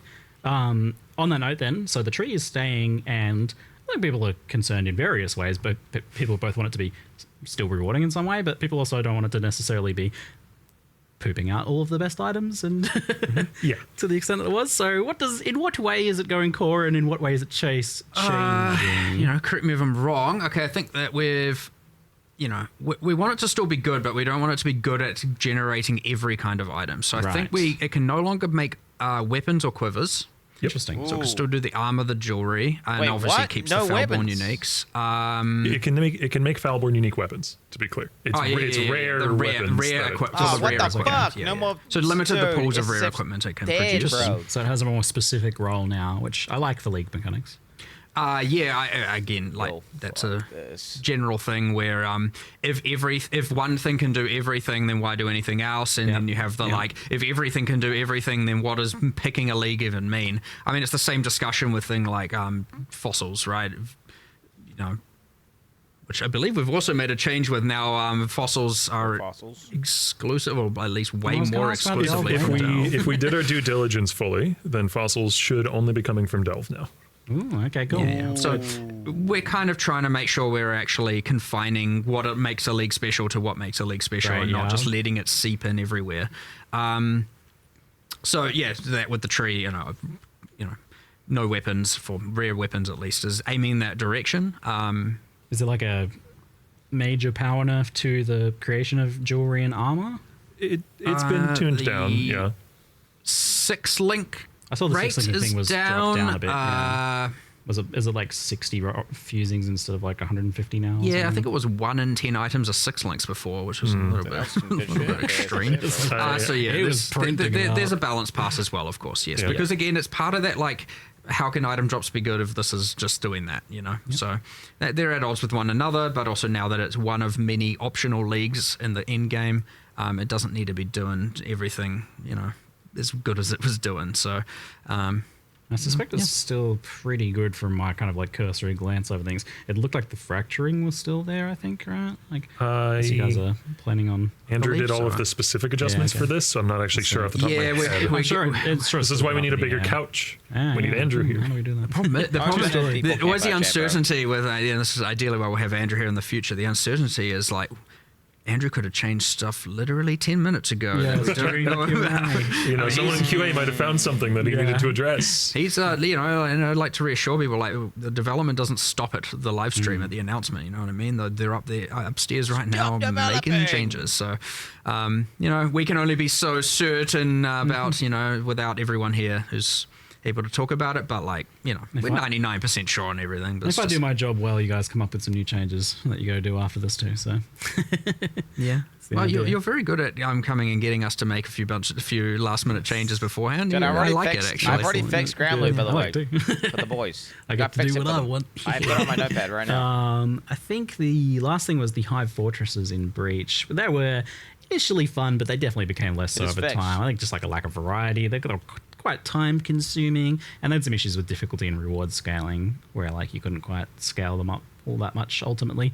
I think like they scaled with map mods, but I guess a lot of PoE 1's scaling power now comes from like Scarabs and Atlas passives and stuff, so they didn't really get that. I actually don't know if any specific changes have been made to that, and that's not to say there hasn't been. I definitely saw one, which is the juicing buttons. Yeah, there's a whole... Oh, yeah, sure. The main thing that would impact that is there's a whole suite now of Scarabs and Atlas passives that are related to, you know, the Keeper's mechanic. Sure. And those will apply to your Hive Fortresses, and so you can get things like the Enrage the Swarm buttons, which I don't know how many skills you get over the course of a Hive encounter, but if you click the Enrage the Swarm button every time, I really hope you have a good build. Nice. Yeah, so I think it is almost like primarily tangential changes like Atlas Tree and systems like that now that they're core, as opposed to baseline changes, but not entirely sure. You never know. Andrew could be doing something right now, so we'll see. But it should, you know, when these things go core, and now you have an Atlas Tree, and now you have a set of Scarabs, and things generally get a little bit crazy with them, and you can have a lot of agency and choice, and it gives us now way more tools to be able to give players choice, so that if someone likes it one way or the other, we can add that, and so if they're not right, we'll make them right by adding different things and interactions and stuff. It's part of the benefit of the Atlas Tree and the Scarab system is that we get to do that with pretty much everything. We get to have 5 different ways of playing every league, you know, and that's awesome. I'm already excited to, if it goes core, which is not a decision we'll make for a while, but, you know, come up with Atlas passives for Mirage or Scarabs for Mirage. You're already starting to think about what you can do. Have stuff in my back pocket. Okay, half the size and do something, double the size and do something. There's like so many different options there. Yeah. This is a Warpro, because I'm realizing we just haven't even like talked about the core end game. Barely talked about the main thing. We put a lot in this one. So the change to map, I call it that because it's just like, it's not June's map anymore, it's just map. Just kind of made me giggle the first time I see it. So what's I mean, the quality of life around this, for one, I like that you led with that as part of the showcases, like, here's all the quality of life bonuses that this means. Oh yes. I mean, it's a pretty big deal. I know that there's this immediate, and even internally, like, you have this like, yeah, this is what we're doing, and people are like, what? Hold on, there's like a shock factor, like, wait, but then you get to explain, like, here's all the benefits we get from it. Here's, you know, here's the bloat we get to take out, I like to call it, because you no longer need this and this and this to achieve these different goals. So, like, it simplifies things down in a really good way from a UX standpoint, and also a trade standpoint. This is PoE2 beta testing. You know, and from completing your Atlas standpoint, like, all of these things just become so much more clean and simplified, and you now don't need like 3, you know, for example, you don't need favored maps anymore. A lot of what was special about Kirax missions, or good about Kirax missions, was helping you complete the Atlas. That's now redundant.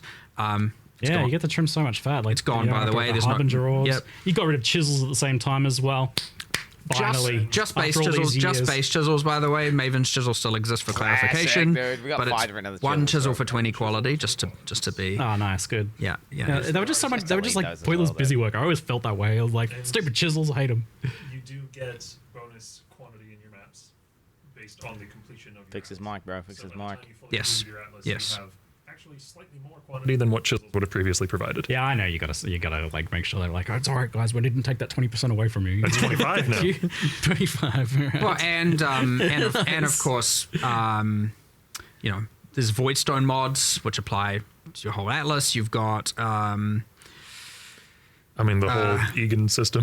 Yeah, you've got That's the big one. and you got more Atlas passive points than before. You know, so it's lots of like 7 or 8 more. Dude, it's so nice to be able to get rid of like there's this thing where like you just can't add infinite systems to the map device. It was kind of getting crazy, and I know we obviously got rid of the master buttons a way back. Now we've got rid of more of the stuff. It's like getting way more simple, and it's just like the process of using the map device, putting in your map, and running a map just being and rolling that map being as clean as possible. Yeah. And then being able to 3 clicks instead of I got 2 dozen. So.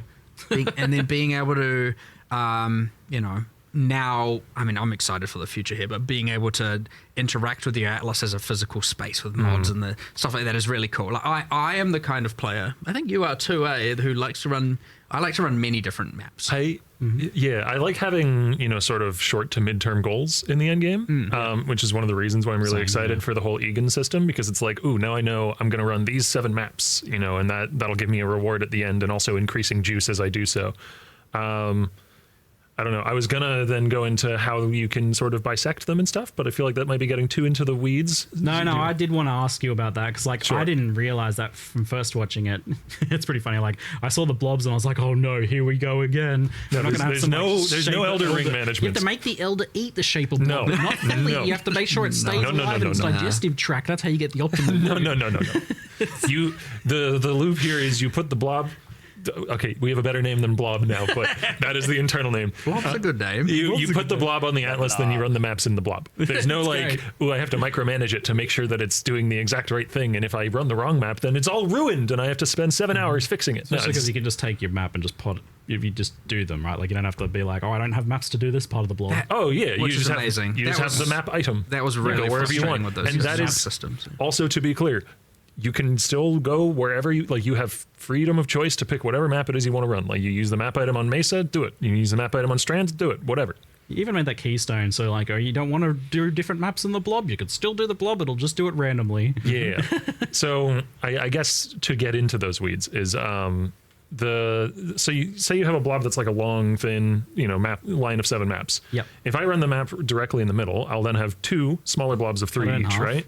One of them will be removed. Dies. And so you can more quickly clear the blob off your Atlas if you just care about the Templar Vault reward. Yeah, so but you get a little bit less juice if you do that, because every map that you finish juices all the other maps. Yes. Oh, that's a really cool So you have this like sort of tension, this push-pull between, do I want to get the maximum amount of value out of my astrolabe that I used, or do I want to get to the vault as quickly as possible? Yeah, so if you run like all of the outer areas of the blob and shrink it into the one last map, it'll be a super juice map. It'll be very Or you just juiced. cut it in half a couple times, and then you rush to the end scenario. Which the main motivation behind that decision is it means that every astrolabe has a sort of minimum value. Okay. Like, maybe the meta shakes out so that people don't really use the Blight astrolabe very much for its juicing for whatever reason. Right. Then that ends up being like, okay, well, I can buy those en masse and then go just blitz through them, do like 2 or 3 Blights and 2 or 3 maps to get to the vault and get that reward. One. Yeah, so there's like those subtle tactics. Clever, yeah. And non-annoying. Like, this would be annoying if you had to like trace down the specific maps and like micromanage it and it was moving around on you. This is something I haven't explicitly discussed with Mark, so maybe he'll disagree with me. But I think what's really important about these Atlas sort of effects, I guess, these geographical events, is that they're transient. Like, you don't want something that is something you're going to have to manage for basically indefinitely. You want something that you engage with, it has an end, then you go again. Term sort of like this is a really good system for making short to mid-term goals. Okay. Well, yeah, that is it achieves that goal very well. So yeah, good. Awesome. Just also, by the way, his Blight thing was a hypothetical. I know people. Sure, I have no idea what the players will think of what there will be an astrolabe that is the cheapest one, right? I don't know which one. I looked at you and saw in the corner of my eye, Blight nerf, and I was like, no, wait. There might be a Blight. Truth to every there might be a I'm pulling on my microphone here. I'm getting too into it. There might be a Blight nerf, but I don't know. If Andrew was here, he would know. I mean, I had a question for later. I was just like, Blight's a bit buggy and laggy. You guys looking at that at some point? You're not wrong. Yep. Yes. But it's just a limitation of that's what happens when you spawn that many things. Yeah. That can fix you it. just I get got too some- many things, and guess what? Nothing can handle that. So, but that's the kind of thing where it's like, oh no, they're going to remove half the stuff, and it's like that's part of the fun. And but yeah, like look, if I mean, you had a Blight Ravage map, so you obviously don't. You're okay with a certain amount of that. there's a little bit of crazy, sure, but like the answer might end up being like, you know, less objects, but objects are more valuable, you know, stuff like that. It's just a matter of that's a performance optimization issue more so than a balance problem in this regard. Not to say there isn't also a balance problem. There might, you know, maybe, but you know, the goal primarily there is to make the performance not such a horrendousness, and the only real way to do that is to reduce the amount of things being spawned and increase the value of those things to then compensate so that it isn't necessarily a nerf. It's like not a you know, often there's like it's an engine thing, or like there's a, you know, back-end performance thing you can do. And maybe there is something you can optimize here, but honestly, this one is just a straight up like what they're going like, what do you expect to happen when you have this many things on screen at one time? And I'm like, I want all of my frame rate, but then they're like, yeah. So often there's like, is it an engine problem? Is it a like, you know, programming optimization issue on the more like back end or instance? And then it's like, yeah, often sometimes it's just the game designers need to calm down. Need to be a little more disciplined. Yes. Tier 17s, I know you had a personal gripe or issue with those, as you were like, you know, you designed some of that stuff. You felt personally responsible, Octavian, for some of the issues that came out of Tier 17 modifiers and the economic aspects of those. Bad. I was pleased to see that it seems like Tier 17s have been pretty much, they're pretty much gone. There's this new Nightmare Maps system that seems to be tackling a lot of the issues with that. So can you kind of like explain how that works? Well, one of the goals with we've done a lot of little changes. Well, some of them bigger than others. We've done a lot of changes.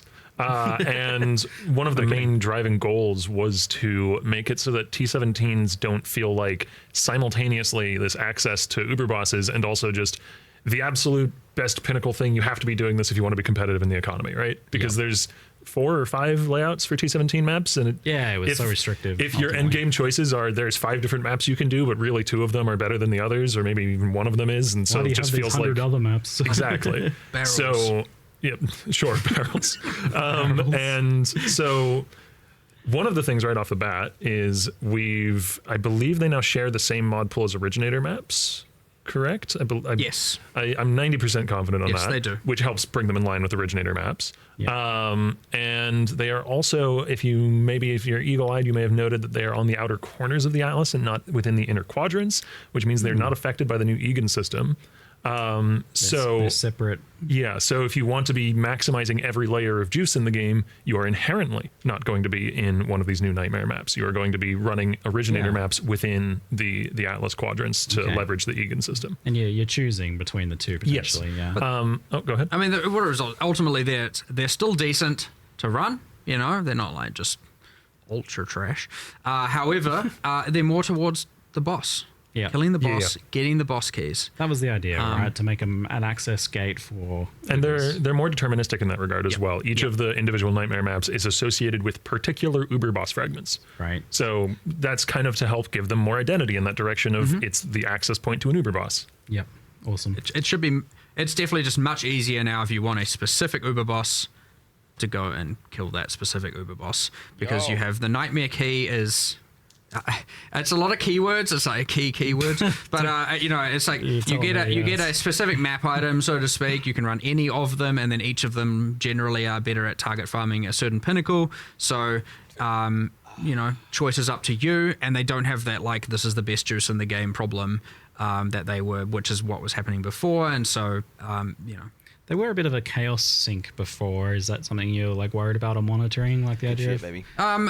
We're concerned on chaos on a couple levels. One is that, and the second is, you know, with no Karak crafts, you know, there's chaos sink. So, but as we said, we're doing a bunch of changes around currency items and with the whole ground drops. And so, you know, I suspect what will end up looking like is we will be increasing other currencies over chaos, not the bad ones, other good currencies over chaos more, so that we don't just end up with the like absolute infinite chaos. But I can see a world where yes, there's going to be like chaos will become less valuable this league. Like, I don't see how I never can be certain with these things, but I'm like, I have a decently high level of certainty unless I'm missing something here that without those two sinks, you're just going to end up with lower value of chaos for sure. Yeah, divest your chaos portfolio now based on comments on the Q&A. I am curious if us saying that we anticipate that will have any sort of impact on the actual early price of chaos. It'll have an impact for sure. Well, right? We'll see.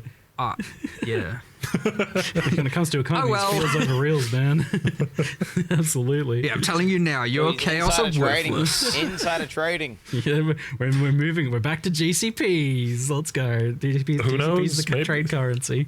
One thing, since it was just tangentially with the Keurig missions being gone, there's a lot of mechanics that are capable of doubling or tripling up. So something like, say, I don't know, Settlers Settlers loot objects, like the mineable things. Yeah. So in most of those cases, I believe all, maybe most, the base Scarab that adds that content just adds more of it now, because previously you could get more of it from the map device craft, and we wanted to keep the max you could get in a map the same. Yep.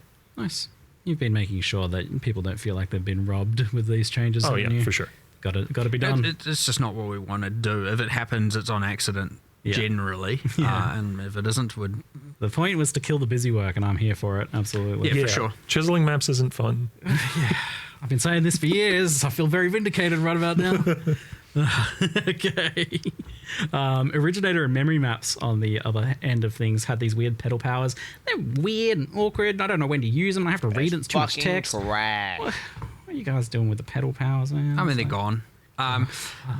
Some of the benefits they caused are now on the altars when doing the, speaking of keywords, memory strands. Yeah, we were going through this the other day. Yeah. Like memory thread strand fragments. Strands, I think, are the thing of the items. Memory strands, memory tears. There's one of those. I can't remember. So yeah, when running those, you can get them on as altar enhancements, and so the altars are kind of better. But yeah, no, Also, they were annoying. The memory threads are, I think, if I'm using the right term, the things you use to create Egan's story and kill the bosses to help Zana. This is a problem. Or to follow Zana. The memory lines things. Those are itemized now. And you can thus trade them to other players. You can save them to use for later. There was previously a problem with where if you were partway through one of those and you got tired of running it and you went back to running a normal Atlas, now you're just kind of locked until you go complete it, right? Yeah. So itemization helps avoid that. Yeah. Yeah, then you get FOMO because you're like, oh, no. Yeah. Buy them, you can sell them, you can farm a specific one, you can... Yeah. And it's just better. That means it's also not like, because there's this whole thing where it was like a weird thing, I don't even know like how it activated half the time, and it was like in a separate map device, guy. It feels more connected to a choice you're making now, rather than just a thing. It's all the one thing, and you get to make that specific decision. Fantastic. We touched on Delve, that's good. I think we addressed that one pretty well. So on that one then, we have a few extra just random unsorted questions. Okay. I actually I don't normally include a ruthless question. Sorry, everyone, just block your ears for a second. One person asked me a ruthless question that I thought was actually intriguing. I thought I'd ask now.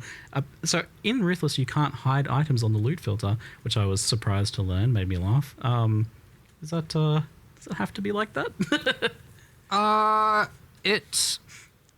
The idea was if that, with Ruthless, really what a lot of what Ruthless is it's meant to mean that you don't have the whole items on the ground that don't really matter. Yeah, that was the vision. And so the idea was like, if you have to use one, then we've failed. Mm-hmm. That being said, I don't think that those two, I would be okay with enabling this, and I'll talk about it. And the idea really is that what I think loot filters can do very, very well. Well, I don't think that whether or not a player wants to hide an item, we should make them not want to hide the item in the filter. Like, that's the failure, not, no, we're going to make you unable to hide items. So if we're succeeding in that regard, you don't need that answer, then right? Ideally when they're making the filter, they wouldn't have any hide lines, right? That's us doing it right. So the fact that there are items wanting to be hidden isn't doing it right. But more so, the thing the filter does really, really, really well is improve the formatting, highlighting, what's escalating levels of what's Dopamine important, levels, yeah. all of that stuff very, very well. And as I'm saying, these things don't have to be at odds with one another. Like, you can do the drops right and still have filters. Yeah. I think me from 2 years ago wouldn't have given the same answer to that, by the way. Certainly, it is a philosophy I've changed. Like, I might have even been me that said, no filters and ruthless. I don't remember. Oh, my God. So, like, I'm certainly okay with it. And I think if that point where people are going, I'm going to hide all this and this and this, then we need to be doing more work on the item system in that regard. And which is a universal thing. That's not ruthless specific, right? As I said, if everyone's hiding all the rare items, then we're failing on rare items. That's a problem. However, and that applies to a bunch of things in the game. It's like, why are we dropping so many items if the general is no one wants it? Now, obviously, some people might not, and that's where that comes into play. But end of the day, I would expect it to be. I don't want to have a specific philosophy there, because I think that at the end of the day, if we're like, we don't want you to be able to hide items, that's our fault for making you want to hide items.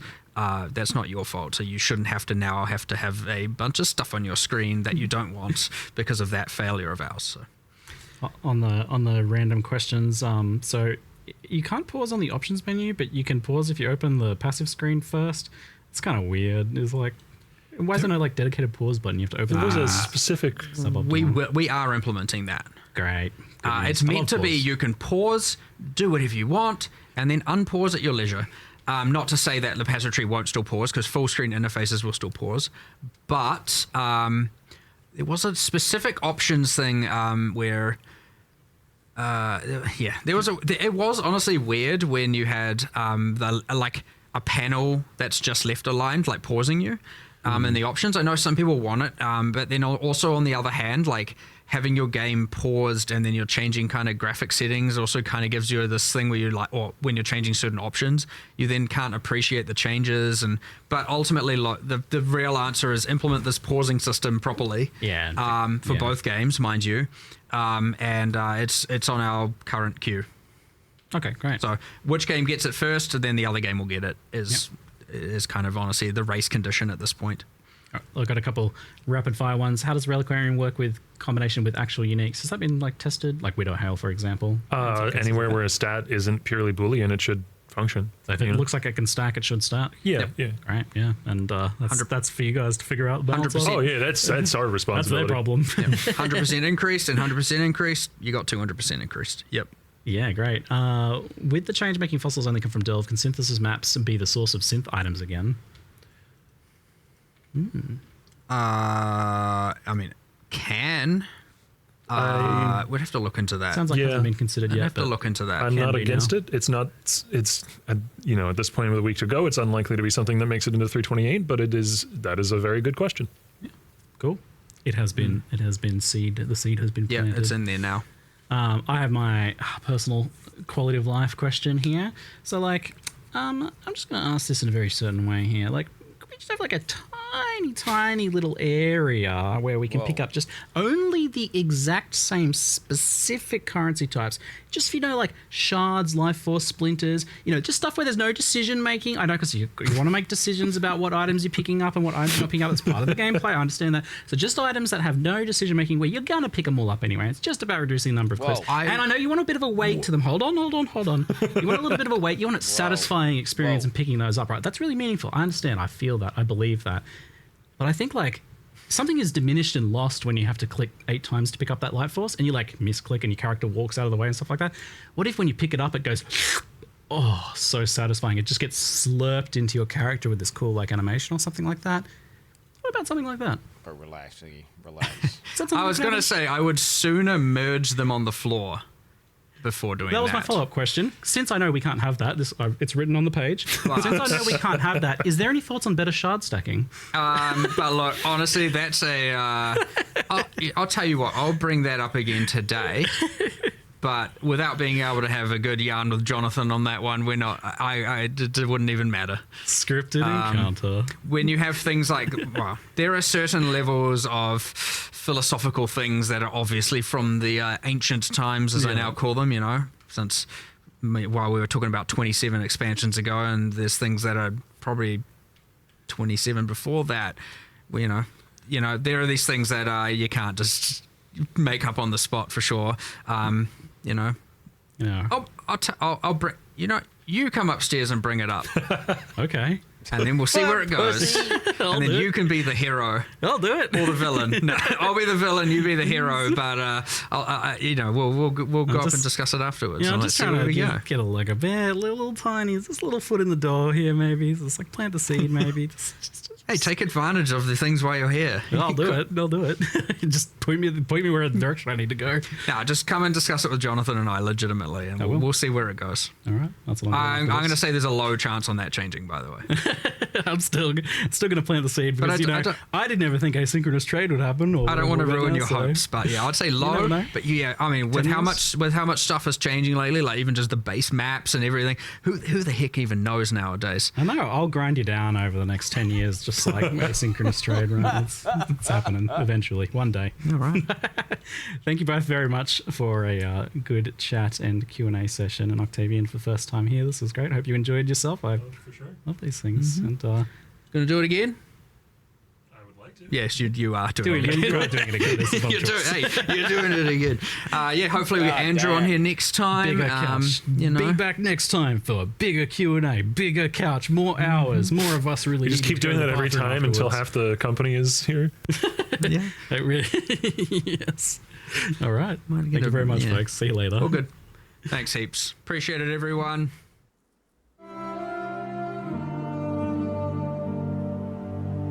There we go, dude. There we go. There we go. W, chat, or L? Everyone's saying W. Everyone's saying W, dude. Ooh, shit. Oh, shit. A lot of W's in the chat. A lot of W's are saying. I had a great nap. Shit. Bro, look at all this. Look at this little structure I made, chat. Check this out. I was experimenting with some technology here, and this is what I ended up on. This is what I ended up on. Could not make what I was trying to make work, though, unfortunately. I was trying to make something that they could kind of slide up, like a funnel. They could slide up and they get trapped. Oh my god! I just realized how I could do it. I think. I just realized how to do it. It's platforms. Oh wait, does my pit slime fall for platforms? I don't know. Maybe. Shit. There it is though, guys. There it is. There it is. The funnel has challenged you before. What does that mean? What are you saying with that? What are you saying with that? Okay, it's closed down. Alright. Fuck. They hosted Lily? Dude, that's a risky host. Hey, my music. Hey, that's me. They hosted Lily. It's a big dick host. Yo, welcome. To one of the meat burger. I'm not good at stalling, so if the patch notes aren't up, I'm sorry. I'm not good at stalling. It's not up in the 30 minutes. Not up in 30 minutes. You're cooked. You're cooked. I actually am the professional solar. Never fear, my brothers, never fear, for you are in the hands of a master. I could stall all day, I could stall all night. Wait, do I log out of Terraria, chat? I think I do. Wait, do we log out? I mean, dude, do we log out of Terraria? I think, wait, I want to have a look. I think we have a look at the thingy. Right? I think we have a look at the thingy. God damn, how did I not get the fucking pants though, dude? Fuck me. Okay, I'll come back here later. We're leaving. I'm logging out. God damn, I spent all that time getting that. Okay, shut the fuck up, bitch ass. Okay, where are we? Mirage. Okay. Alright, this is the official trailer. Here we go. So, let me unpause TDS as well first. Yeah. What was chat saying during the TDS? A boba. Hello. Oh yeah, guys, did you want to hear? Did you want to hear? Yo. Like, dude, I have the fix. So they are talking about how they can't add smart loot items in and buff ground loot Love because you, Quant chat. bricks it, right? Quant and already bricks it. Okay. Quant and already bricks it. That's how they count. So literally, okay, every time you do a map, there's a 0 to a percentage chance, right, that a monster or monsters are flagged, not scaling with density, rarity, anything. It's just a chance. Now, this could be spec'd into on the tree for ground loot buffs, right? This could be spec'd into on the tree. If you want to do ground loot, and then that mob will then have a flagged smart loot drop. How could it not scale with density? Because it's not. So when you're opening the map, there's a 0 to, say, 50% chance that a monster in the map has a smart loot item. It doesn't matter if there's 10,000 mobs in the map or there's 2 mobs in the map. Now, those numbers, the number obviously that's just a balancing issue. And that number, it could be, 3 monsters have it. It could be 1 monster has it. It could be 0 monsters. And basically the way that would work is the smart loots will drop between tier 1 and tier 5. And if it's tier 5, it's big dick.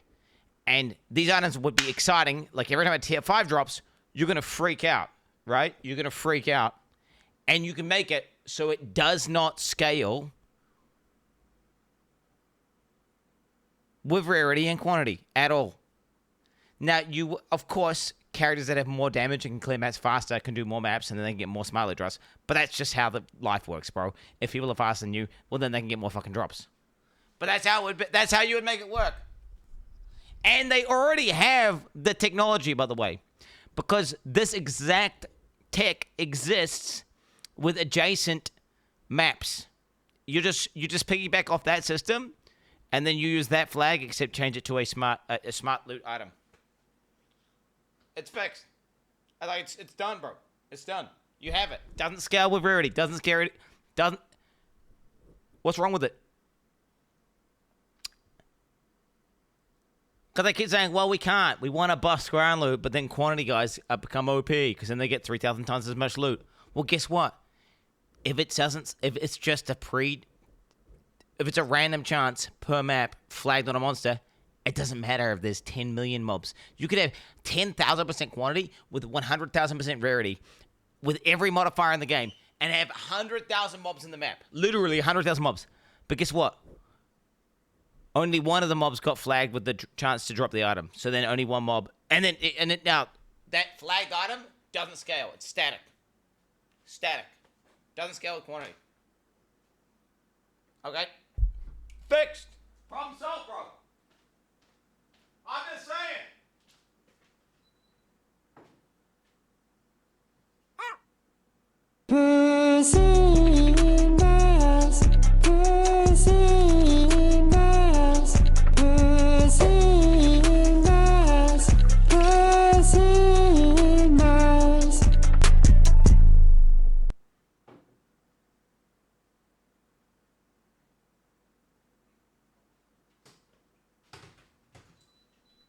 Why did someone donate that? What's that?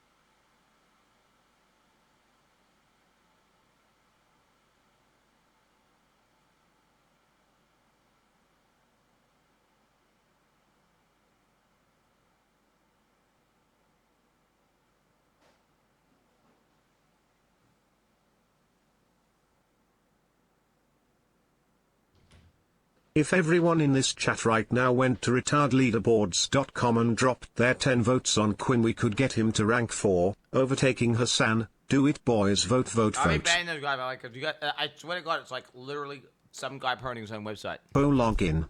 It seems so unorganic. Look into it.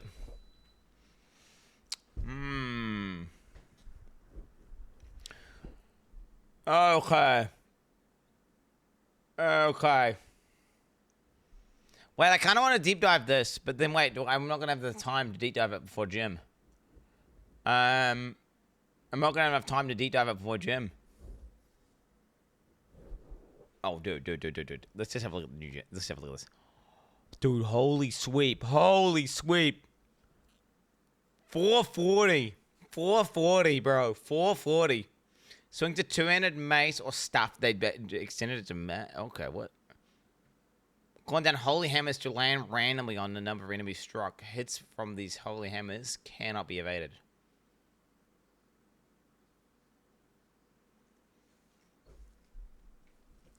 Wait. This is pretty fucking strong. Wait, what? Call down hammers on up to 8 enemies.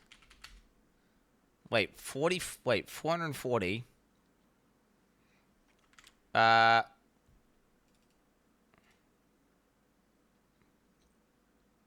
440 times by 0.65 plus 440. Setting for 700% per attack, but at a rate of 0.7. So it's doing 500. It's doing 500 weapon damage per second. Well, not per second. Like a normal attack rate. I do wonder if the hammer... I mean, there's surely it double hits. Of course it would double hit. I wish the whole thing couldn't be evaded. That's sad that you actually need accuracy for it. I mean, it's going to have insane clear, chat, because of the shotgunning. Like, it's going to have nutty clear. Divine Blast does some fucking AoE physical... Wait, it's an attack? It's an attack. Project a beam of holy light from your shield to attack a location, causing an implosion of holy energy. Oh. Then lingers for a short duration before blasting outwards in a larger, more damaging explosion. What the fuck? Construct on base 5. Ugh, that's funny. Okay, holy hammers. Let's see holy hammers. 220. Okay, slam the ground, calling down a holy hammer from above. On any enemy, the hammer will cascade forward, repeating if further enemies are hit, up to a cap. A power charge can be expended to cool down additional hammers to either side of the initial slam. Ooh. 20% more damage when expending a power charge. Okay. 50% of physical damage converted to lightning damage. Base radius is 1.8 meters. First hammer in each cascade deals 100% more damage. If there's shotguns, it's going to be broken as fuck, right? If there's shotguns, it's going to be broken as fuck.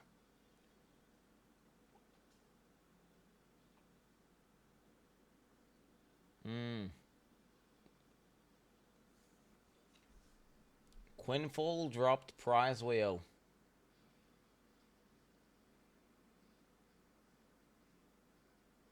What the fuck are you talking? What are you talking about, bro? I'm fucking dude. Some schizo chatters in chat right now, bro. On God, we got some schizo fucking chatters.